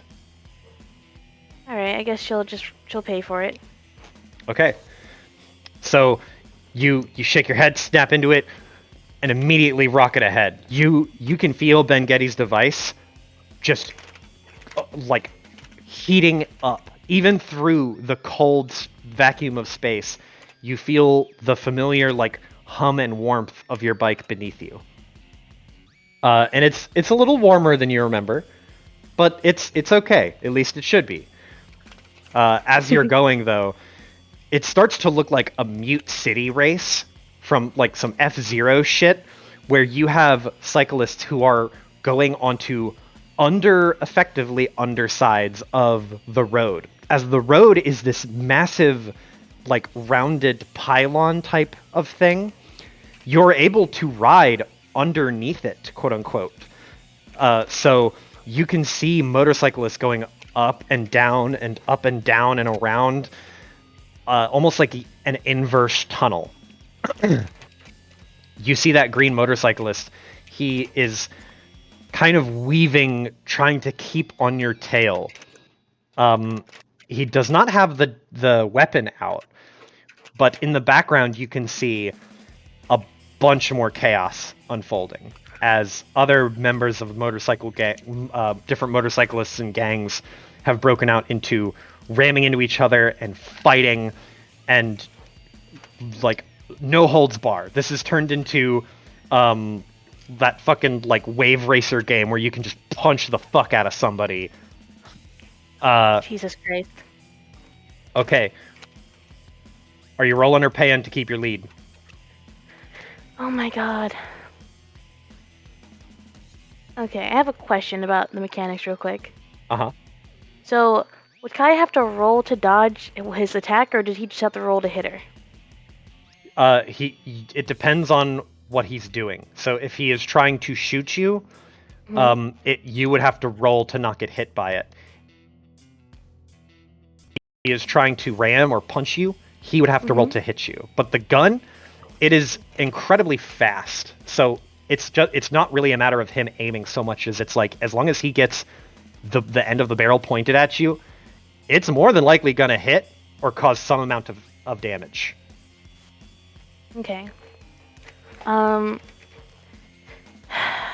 Okay, I'm just gonna put as much distance between. I'm gonna use the prep. I'm gonna put as much distance between Kaya and the green guy as much as possible. Let me ask you this. Uh-huh. I will let you spend as much prep as you want now to just compound the distance. Oh my god, wait. That's taking me back to like 6th grade math. What? Yeah, so if you pay, you can pay as I prompt you, but right now, if you want, I will let you just spend however much prep you want to spend on just distance to try and make that gap as wide as possible in the hope that he won't be able to catch up. No hope. Jesus Christ. I've only got 4 prep, I think, right? Yeah. I used 1. And you look ahead and you can see that this stretch of like space highway is long. It's very, very straight. Well, it's not like a perfect straight line. It's obviously curved, but it is a dead like no twisties kind of route. This is like, there's not going to be a lot of intense maneuvers unless you are near someone. Because you're not going to need to do any maneuvers because you can just focus on accelerating. Yeah, I think when it's... How much distance would I get from using 2 prep? I would say if you used 2 prep, Mm-hmm. you could get 200 yards ahead. It would make it very difficult for him to catch up. But if Not he rolls really impossible. well, Yeah, If but he not rolls impossible. really well, he could catch up. Uh-huh. Okay, I'll use 2 prep to fucking focus on accelerating. hit the Only 2? NOS. Only 2. I'm leaving 2 because there's still a third of the race left. Gotcha. Okay. So you look down at Ben-Getty's device, and you kind of shoot a glance over at Ben-Getty, and then you kick back on the throttle as hard as you can, and you swear, even though there is no possible way for sound to get to your ears, you can hear your motorcycle just exploding inside as the engine hauls ass to carry you way out in front. You're watching the temperature gauge tick. It's been level for most of the race now. Initially it was running hot, but now it's starting to climb. And you're starting to get a little worried that if it continues to climb while it's under load, this would be the overload that Ben-Getty is talking about. But you're okay for now. But that's something you're noticing. But you are way out in front. Behind you, you can see that he is desperately trying to catch up. I'll roll, but he's gonna have to roll real well. Well, he crit, but it's still not a heck of a lot. So behind you, you can see like there's this body language of surprise where you see his head like hop up a little bit, and then he kicks back on the throttle much like you did, but he's not able to keep up. Ben-Getty's device is very powerful and carrying you way ahead. He is gaining on you, but the distance you have created is going to take him a lot longer. He's going to need several good rolls to catch up to you. As you're going, you are curving around the outside edge of the hyperlane, and you can see the 3 individual prongs that make up Grand Cross. You can actually see ships coming in that would have passengers on them landing in Vern Station, or where you would assume Vern Station is. You can't actually see it from this position. But as you continue up the hyperlane, you look down and you haven't checked, but the speedometer on your motorcycle is broken. It has ticked up and over 280 miles an hour, and the needle is dead. You can't feel the wind pressure on you, but you get the sensation that you are going very, very fast. As you are going, I'm going to make... And he's going to roll with disadvantage. Even with disadvantage, he rolled really fucking good. Shit. So you can see behind you that motorcyclist, Green. I'm just gonna call him Green. Green is catching up. Still, just bit by painstakingly small bit. You can see him. The light of his front headlight or headlamp getting stronger and brighter. You see a glint of metal as he withdraws that boom tube. You can't hear the thunk, but you're pretty sure he can't hit you from there. And just as you have that thought cross your mind, You see the shine of a projectile shoot probably 40 or 50 feet away from where you are as he misses. He attempted to shoot you, but from this distance he is too far away to even hope to hit you. But he's still trying. He wants to kill you. All right. You are encroaching on the end of the first wing as you get about at the halfway point of the hyperlane. You are as far away from home as you can get on Grand Cross. All the way out at the tip where Foundation Ward and the other empty wards meet, you can actually see construction being done on some of the wards as they are adding the solar panels. The ring, which all of these structures are, as you see them from a distance, and as you're like rocketing towards the end and getting closer and closer and closer, their size starts to really come into play. And you realize the sheer magnitude of the structure you're on and the insanity of what you're doing because of just it is tantamount. Well, honestly, there's not a really good comparison. You're riding a motorcycle on the outside of a space station. That's about as like insane as it gets. But you're curving about the apex of Grand Cross. Are you rolling or are you paying? Oh my god, he's right fucking behind me. I will say he's about 100 yards behind you. He is actually rolled. I'm like really good, really well. Oh my goodness, but like his shot was like 40 feet behind her, right? His shot is way off. He can so he can technically hit you from this distance, but I'm effectively giving him like auto misses. He's just attempting to shoot you because to convey the idea of like you are. Once he gets within range, he's gonna shoot. Yeah, like I want to save the prep, but what do I do? Are you paying or are you rolling? Someone tell me what to do. Are you paying or are you rolling? If you don't choose, I'm gonna tell you to roll. Fucking see, Piper, any input?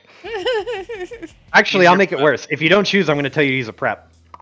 Oh shit, fuck, motherfucker. Roll. Just roll this time. Roll this time. Okay, You've not okay, rolled okay, since okay. you've exited the space station. Fuck. God damn. That is Roll a that. crit. That is a crit fail. Yeah, you really should have listened to Z on this one. You really shouldn't have rolled a crit fail. I said to use a prep. Oh, Oh, I didn't hear you. I would have. Well, you only had one prep Oh. left. I had 2 prep left. Let me go. could I use some Two. of my prep to give it to her? Absolutely not. Hey, maybe you fall so far behind he doesn't try to shoot you anymore.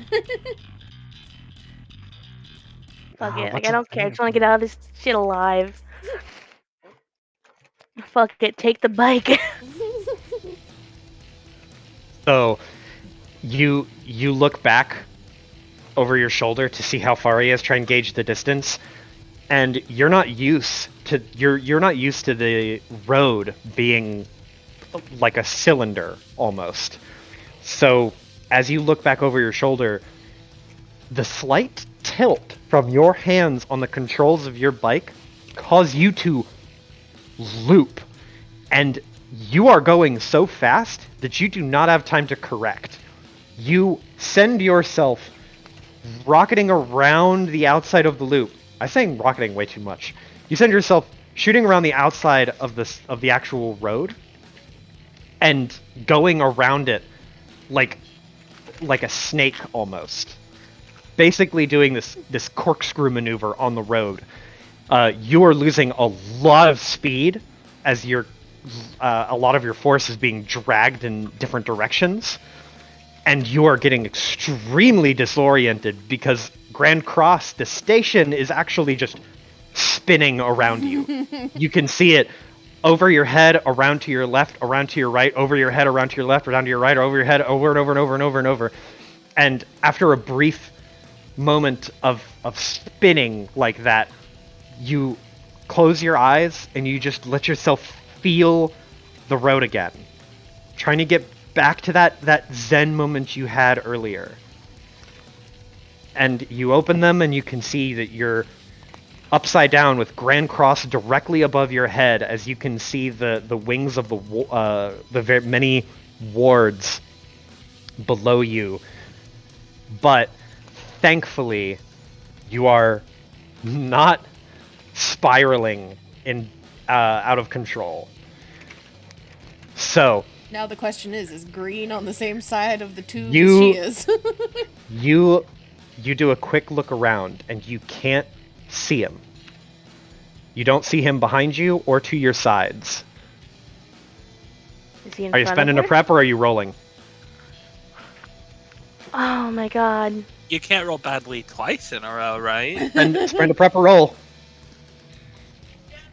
Uh, I already set up. Roll? Okay. 10. So you look left and you look right, and you curse under your breath, just like, fuck, where is he? Where is he? You shake your head and you're like, doesn't matter, I'm just gonna go. And you start to rocket forward. God damn it! You start to accelerate. As you're pulling ahead, you see the tint of green to your immediate left. As Green pulls around the other side of the cylinder, and Boot 'em. he is going to try and ram you. So you're gonna need to make a roll, or you can spend a prep. oh my fucking god. Ooh. I will tell you for free, he rolled pretty good. I'm using a prep! Okay. Your prep is 14? Mhm. I think so, yeah. Okay. So, with a 14, you do beat him. Do you want to know how much you beat him by? Is it 1? It is 1. So, Oh, wait, pause though. You technically have a +4 on your rolls, and not a +2, Amy. 2 motorcycle, 2 Bengetti. Mm-hmm. So that 10 was Oh. a 12. Oh yeah, you're right. The crit fail still stands, but that Yeah. 10 was a 12. Oh, okay, so I'll change it to a 12. Yeah, so you're still pretty far ahead, but he is more than able to catch up with you on a 12. He's got just as good motorcycle skill as you. I assume so. So he comes out from around an unseen portion of the road of the hyperlane. You see him just a second before he has an opportunity to careen into you. You pull the handbrake, dip back just enough that his bike careens out in front of you, and you can feel it in your chest, the heavy thump as that weapon is discharged what would have been point blank. And you can see him look over his shoulder, and he has that like tube. It now, as that you see it close up, you are almost within arm's reach of him. You can see the bike is this sleek, almost like Batman-esque style, like gothic green dark horse of a motorcycle. And the tube that he's holding, it looks like a grenade launcher. You can tell that the actual design is meant so that it will work in oxygen depraved environments. You can see it. You're an engineer. I'll give you this for free. You can see it, and hearing the thumps and knowing what you know about how the actual the environment you're in, it is effectively just a tube that has an incredibly tight compressed air canister with a slug, a heavy weighted slug in the end of it. it ruptures the bottom of the air canister, which will cause the slug to shoot forward. It might not be air, it might be some other compressed gas, but that is how it works without any combustion. Because a gun wouldn't actually spark, because there's no oxygen to light. But Boot him. I will. Boot. It's your move. Are you rolling or are you spending a point? To boot What are him? you doing? You can kick him. Yeah, you can boot him. What do I roll for that? It would be I would say you could either roll to brawler, push him, Hmm.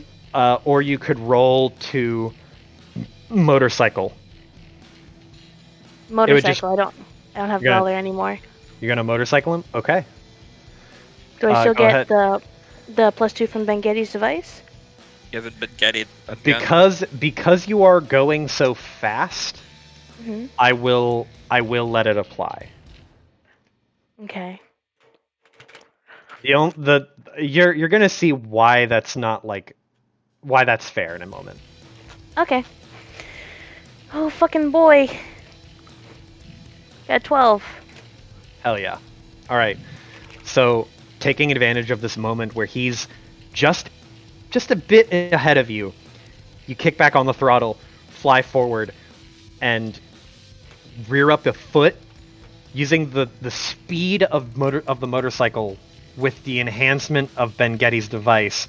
You drive your boot into the crux between his front clutch pedal and where the engine is located. Like the engine is mounted on like actual screws and parts of the frame, and you kick it with enough force to cause the whole bike to shudder a little bit. I'm going to roll to see if he Oh. So your foot hits and you feel something give. Just a gunk under your boot.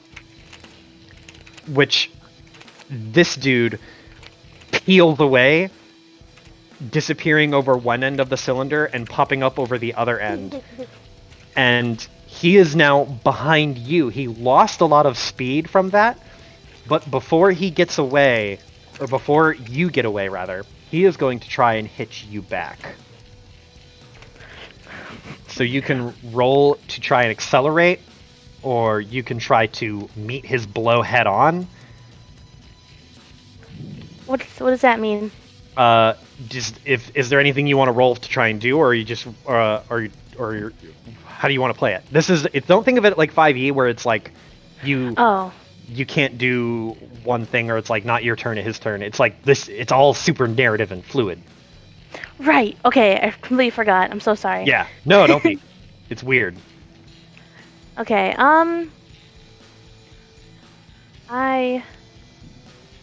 So I just kicked him, right? Yep. You kicked the engine, and you felt something give. Mhm.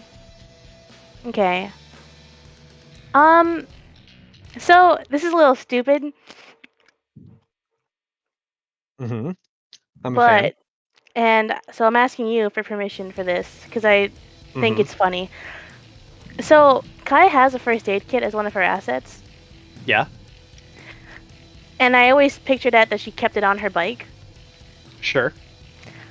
Can she like take it and like fucking swing it or throw it at him?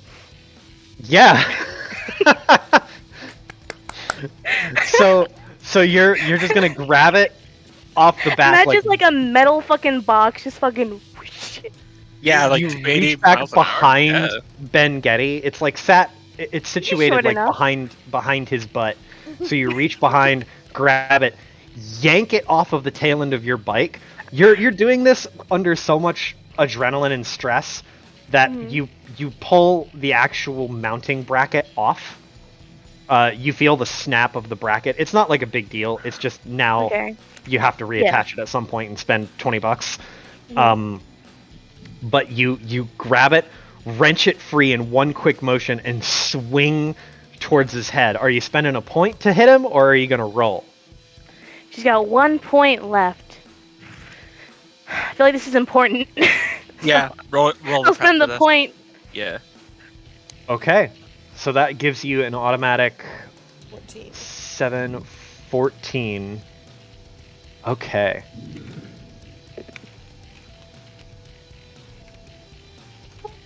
Ooh. Whew. That so you whip around with that thing and you're aiming for the head. Mhm. Yep. Okay. So you crack him in the side of the helmet. It is a perfect hit. You connect so cleanly. You hear part of the metal, like, well, you can't hear it, but you can feel the bend of the impact on the metal. You can see his helmet, like his head reel from the impact. And that momentary wallop causes him to become immediately disoriented, to which his bike careens and pitches hard. He, like, as fast as he whipped around from one end of the cylinder to the other to meet you, he now vanishes back over the other side at a very, very harsh angle. And he is gone.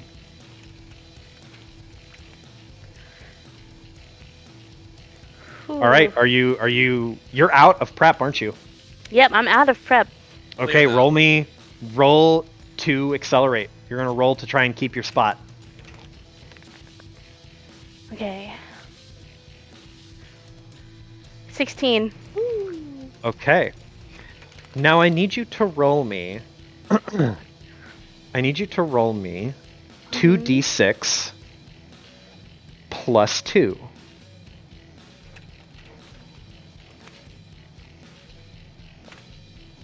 Seven. The temperature gauge on your motorcycle starts to climb Oh no. and climb and climb. And it's starting to get worrisome. You are burning through this motorcycle hard. You need to finish this race or remove the competition or both. So like, how much time would she have on it? Like, is this like as fast as she can go if she keeps at this speed, or does she need to slow down? You don't know. Okay. You fair can enough. roll to try and determine if you should speed up or go slow, or if that'll matter. Okay. What do I roll for that? I would let you roll. I've got. You can either roll. It's going to be clever, Mhm. and I will let you roll either your motorcycle or your engineering, but not both. Okay. So yeah, I've got motorcycle plus one, motorcycle plus 2, engineering plus 1, electrical engineering plus 1. So yeah, I'll do motorcycle.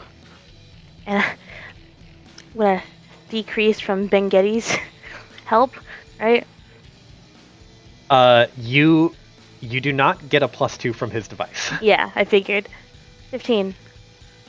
Okay, so recalling what Ben Getty said to the best of your ability, looking down at the temperature gauge and how it was kind of behaving before and early on, before the device activated, and then early on when the device activated, and then once it kind of hit a threshold, the fact it's starting to rise again, it's approaching some type of critical mass.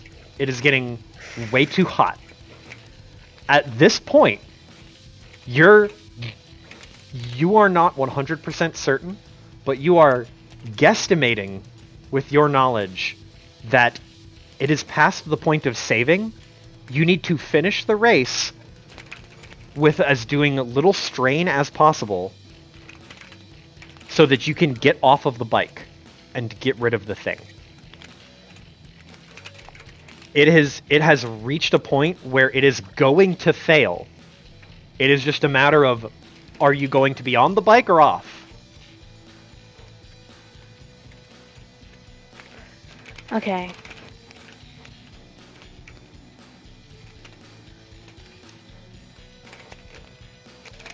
Okay. Okay. And as you have this realization, you look behind you very quickly. You see Ben Getty, who is bleach white, totally devoid of color in his face, absolutely horrified, and shell-shocked. You look behind him, and you can see several motorcyclists catching up. This is going to be your last roll for the hyperlane portion to maintain a lead. Go ahead and roll. And that's with the device plus Yes, 2, right? this is with the +2. 14. Okay.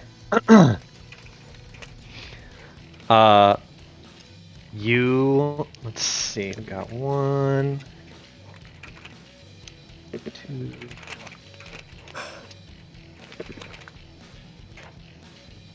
Falls behind. Falls behind. Okay.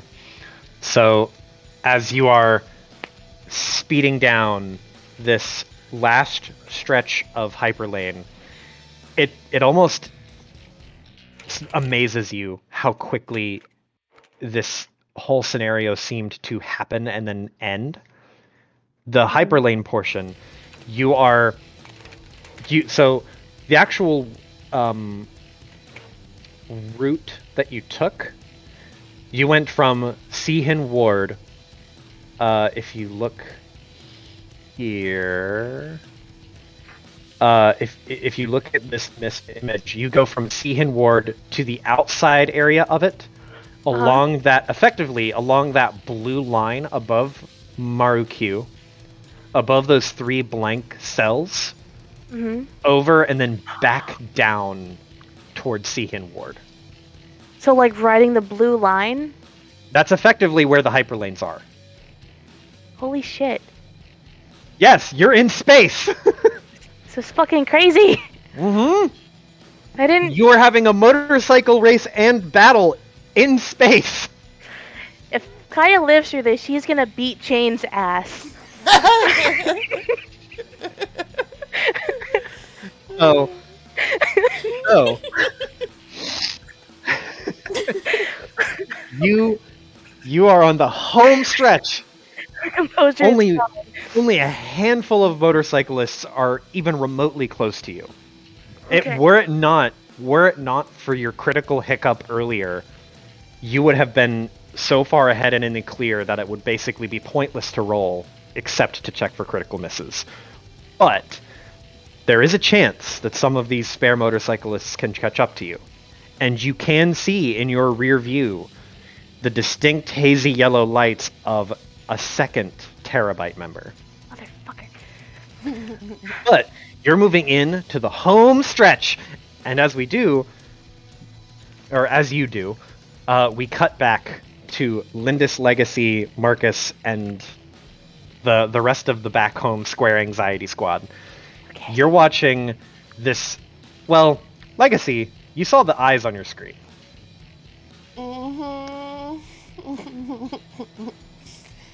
Was it like reflection or like picture looking or?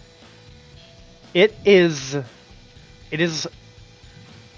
like a digital image. It's not a reflection. Oh, Jesus. It's a little it's part of it is relieving that it's not just the reflection of the thing behind you, but another part of you is horrified because it's accessed your phone somehow.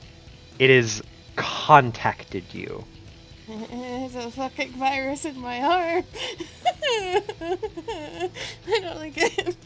Marcus like looks at it and just goes, "What is that?" Ooh. Are shared legs? I think I have a virus. I think I have a very bad virus. You have a virus? I think How? I don't know. This is not good. On the television screens where the race is being shown, the hyperlane portion has people like exploding with enthusiasm because this is where the race really kicks ass, where you have just a bunch of crazy maniacs on motorcycles in outer space going at ludicrously fast speeds, and the gaps between riders can close and can expand and shrink in an instant based on how people handle the stress, both on their equipment and and themselves. And right around the point where this happens, there is this impression in the image of the TV. So you know when a TV has like a faint, like hazy impression left in it from just like pixels that were slightly discolored, that kind of look like a shadow almost. Yeah. You can see it, Legacy, very, very plainly without having to roll, because you know those eyes. Lindis, if you want to make a clever check to kind of suss out why the TV looks so weird, or why all of the TVs look a little funky, like they're a little glitchy, you can. But Legacy, you are surrounded now by eyes on all of these screens. Lindis, you can see that you're looking at it and you're like, are those eyeballs? What the fuck are these eyeballs? And it is. Oh, hold on. This is it's a good one.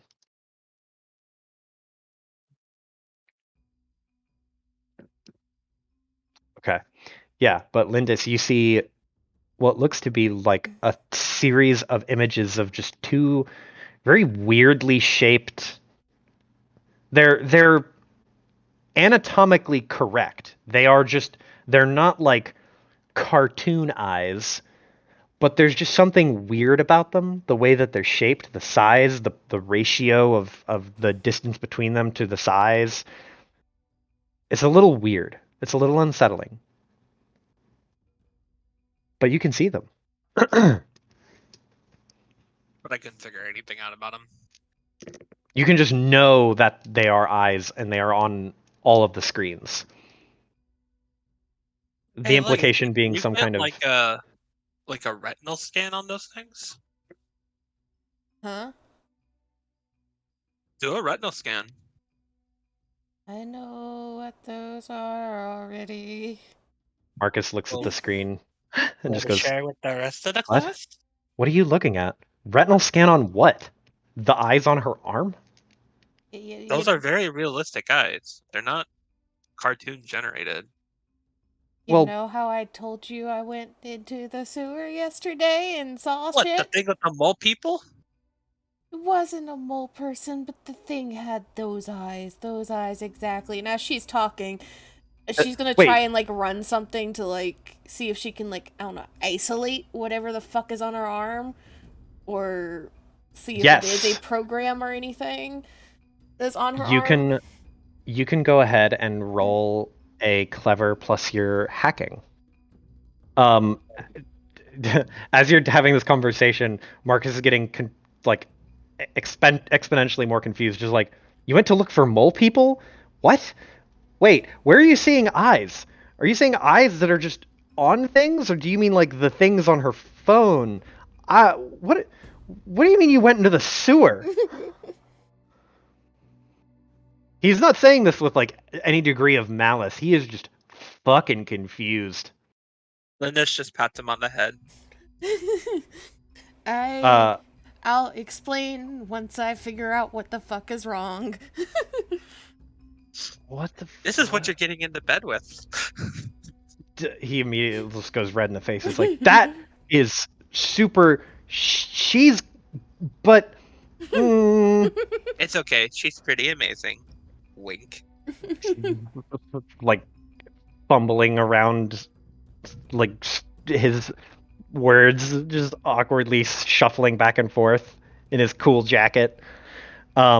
Legacy, you are very, very familiar with your own internal computer system of your arm and your phone. You built this shit. It is you.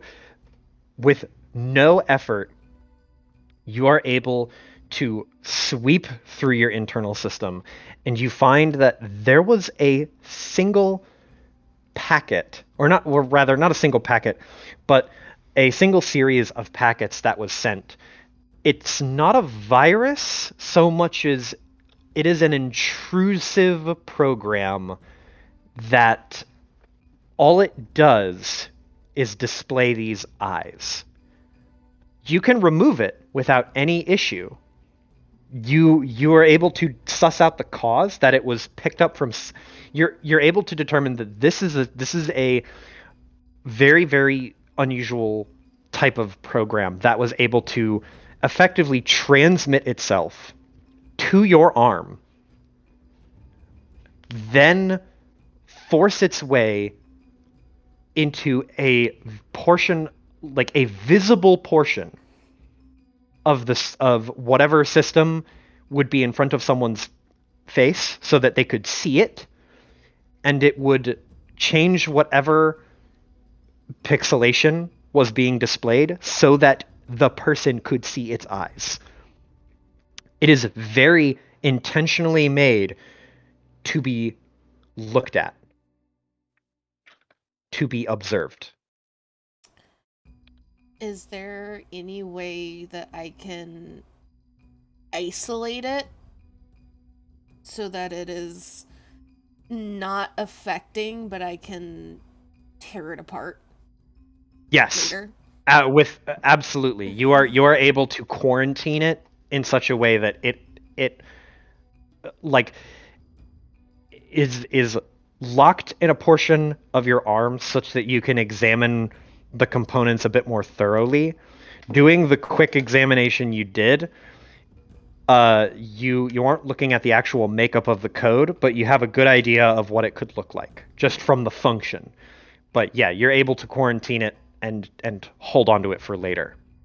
As you do that, as you cordon off that part of your digital self, it doesn't affect you mechanically in any way. It's not like you lose functionality of your like pinky or some shit. You Honestly, that's why she has 3 mechanical fingers on her other hand, in case I need to lose shit. So as you are making this quick ad hoc adjustment, you all look up and notice that the hyperlane portion of the race is starting to come to a roaring close. Kaya still out in front, only having lost her position in first for seconds. And right around the time that Kaya would be making it back into the Sehan ward area, the screen goes entirely dark except for the pixels where the eyes are located. So the entire screen is showing the live like camera drone fed updates, but it is in this weird shape of these almost 2 human eyes. And the rest of the crowd watching, onlookers, both like a mix of people who are like relatively average know-nothing citizens to what would be effectively like pseudo or proto-gangsters. They are so bewildered and confused about what's happening. Just like, what? Is this part of the race? You, Legacy, and Lindis both see the coordinator, the race lead. He is not looking in your direction. Arms behind his back, very stock still amongst all of this confusion. You're not sure if this is something that was planned or not planned. You're not sure of what is happening, but it appears that nobody else is either. At least no one in the crowd. This is not good. This is very not good. This is why I don't go out into public. You realize that? Because of eyes? What are you talking about? Uh, This this is probably part of like the whole thing, right? No, there's no way. Well, what else would it be? Look, if they wanted to play these eyes, they wouldn't have bothered to gather everybody up to this race. They want to make money off of this race, so they're not gonna cut off anything for a single second. and they No, this wouldn't is be able outside. to get a program onto my arm. He No. looks at Legacy and kind of goes, "That's a good point. Well,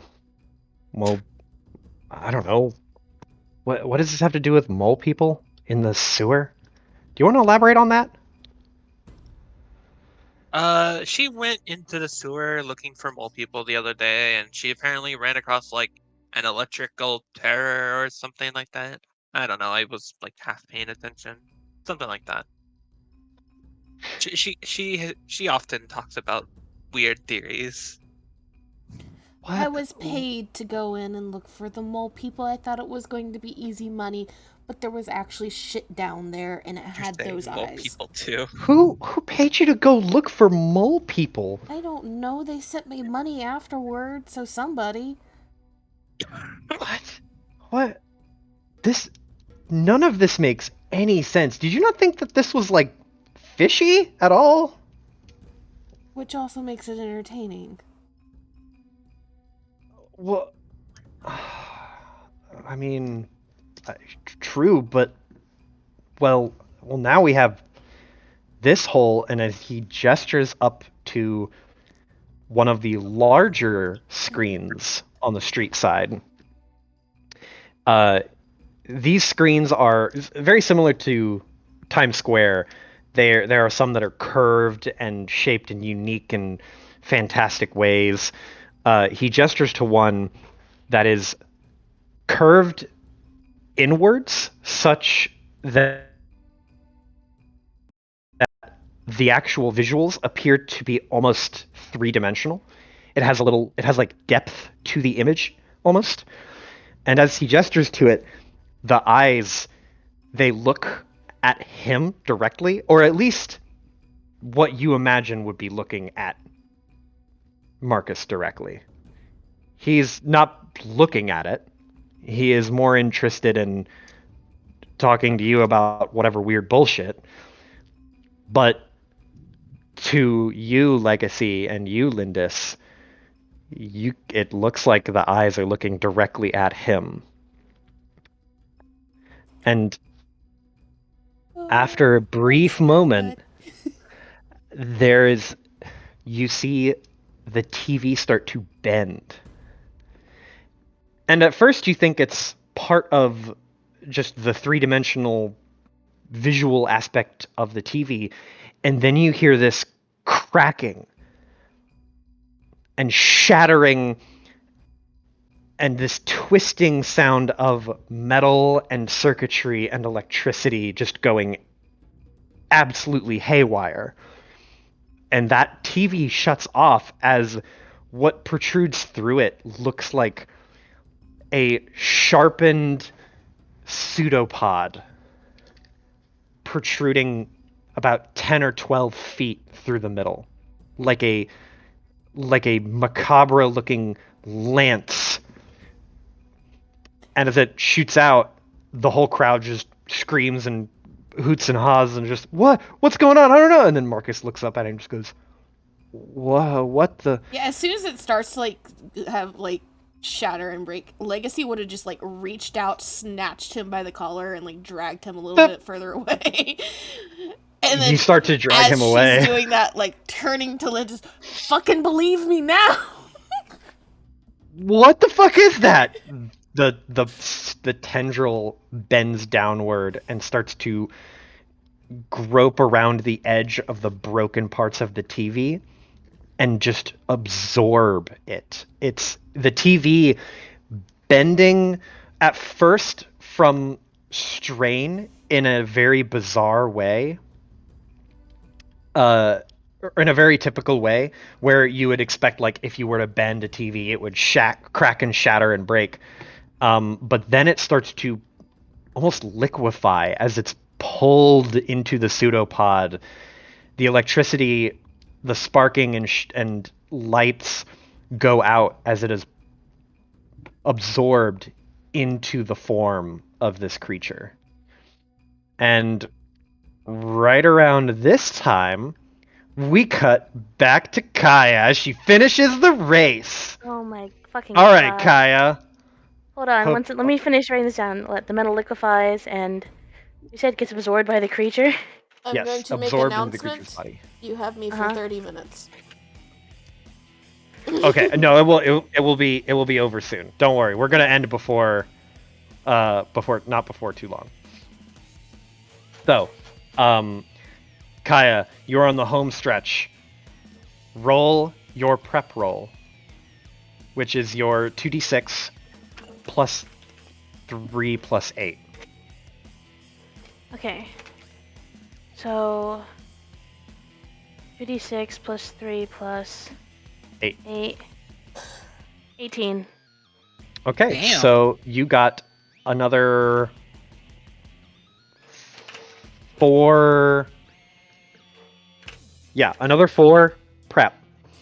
Okay.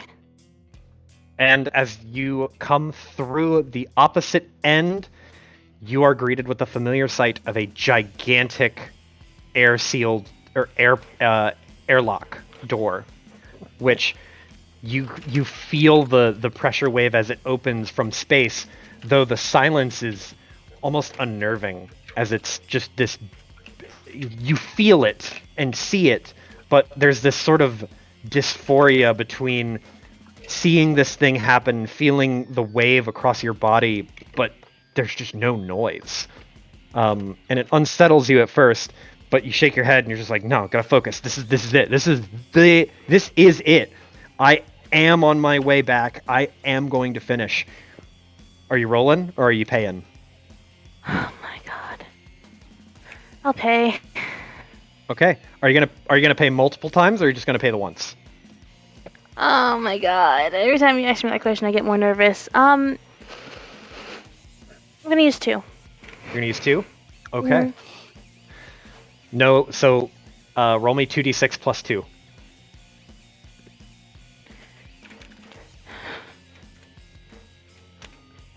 Nine. So you look down at the temperature gauge, which is climbing just a little bit faster now, just a little bit at a time. But you got to get there faster so you can get off. So you hammer on the throttle, lean into it as hard as you can, and again the bike responds in kind, just picks you up and starts flying forward. You shoot through that airlock with no problem. And you're having this flashback to the moment you exited and first went out into space, and just have this sort of serene revisit to that moment of calm and then utter fear as you're welcomed back to the familiar sight as the city is expanding out before you, getting closer and closer and closer. You hit the airlock, go through it, and then you are once again back home. And the concrete and oxygen and atmosphere expands in all the directions around you as it once had. You are back on the main highway. The street lights a little unusually misshapen. And I say that in the sense that you had before, when you had exited, seen a very coordinated, very obvious path. Now some of the lights are on in places where you don't think they should be, and flickering in places where they shouldn't be. It's a little uncertain. It kind of gives you this vibe of uncertainty, as if something has gone wrong on the moderator end of this. But it's probably fine. So you shake your head and focus on the race. The people behind you, I'm going to roll a bunch here. Falls behind. Oh, that's a crit. Okay, so because you spent 2, you are still in the lead, but you can see very clearly the other 2 of the Terabyte boys behind you. One of them with what appears to be some type of bat, and the other leaning on the throttle as hard as they possibly can to try and catch up. Are you rolling or paying? Oh my god. Paying. Paying 1 or 2? 1. 1? Okay. Then I'm going to roll again.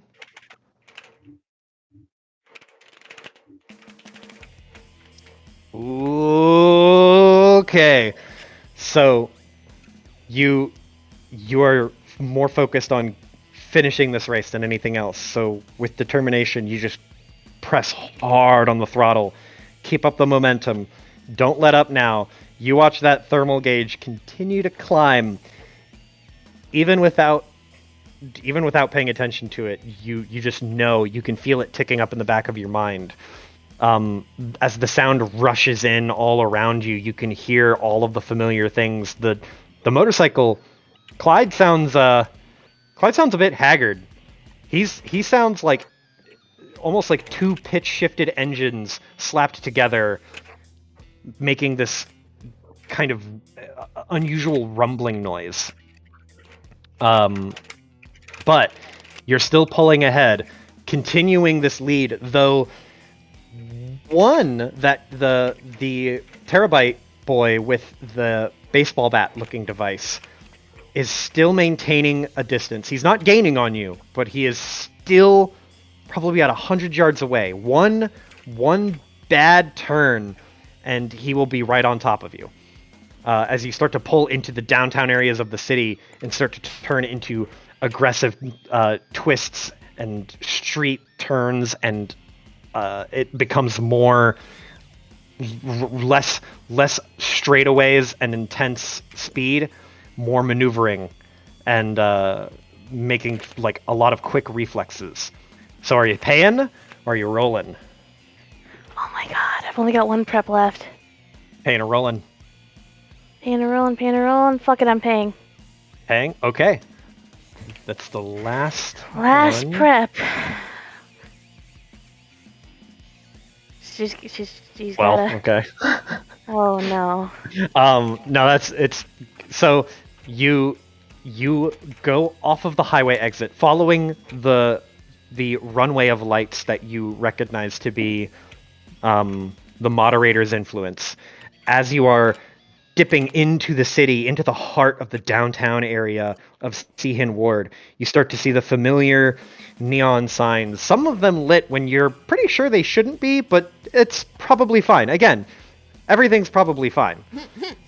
So you just shake your head, and you look behind you as you are about to come up on a series of very, very tight turns that go into a tunnel system. This is the home stretch. Once you are in this tunnel system, when you exit, it'll be one last turn until you hit the square, and the race is over. You fly into this tunnel system. The roar of the engine is now surrounding you. It is the polar opposite of your time outside of the station, where you are on the outside of a cylinder in dead silence. Now you are inside a closed tunnel with the sound of motorcycle exploding all around you. As you look over your shoulder, the bobbing and weaving, the shifting from tunnel to tunnel, as you are moving in and around and through this multi-intersecting road system, you have successfully lost the last Terabyte boy. And you have one more check. Roll it. Okay. Is for all the fucking marbles. That's pretty good. That's pretty good. Let's see if any of them can stand a fucking chance.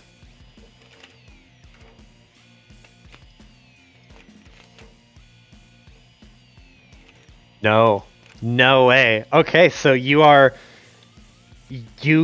lock your eyes straight ahead. You relax your grip. You are zen. Once again, you feel all of the comforts that you know of a motorcycle. And you find yourself falling into that state of just perfect understanding of the road. You can feel the vibrations and hear the engine. You can smell the fumes and the rubber.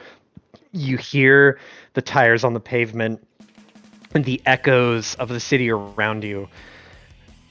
It is dark out, but the lights on the heads-up display for Clyde are just the right amount of familiar. Though that temperature gauge is getting dangerously high. Roll me 2d6 plus 4. 9. Okay. You should be okay though. Despite it steadily increasing, you're doing the math in your head, and you have time. You have time. You can make it. You pull out of the tunnel system, the noise of the engine suddenly dissipating, leaving you in this almost deafening lack of motorcycle engine noise. To go from too much noise to no noise, or so little noise, is just, there's so much disorientation going on, but you are laser focused on what's happening. And you peel around the last corner, you can see the square just a few miles ahead. And it looks like the crowd is shifting a little bit. And as you are getting closer and closer and closing in on home plate, on the finish line, you notice something fast and sharp lance across the road in front of you, glinting like 1,000 bent and twisted knives around this leathery thing. A tentacle or tendril reaches out directly in front of you from one end of the street to the other, almost rubber banding its way in front of you. And that is where we're going to end the session. Oh, fuck that.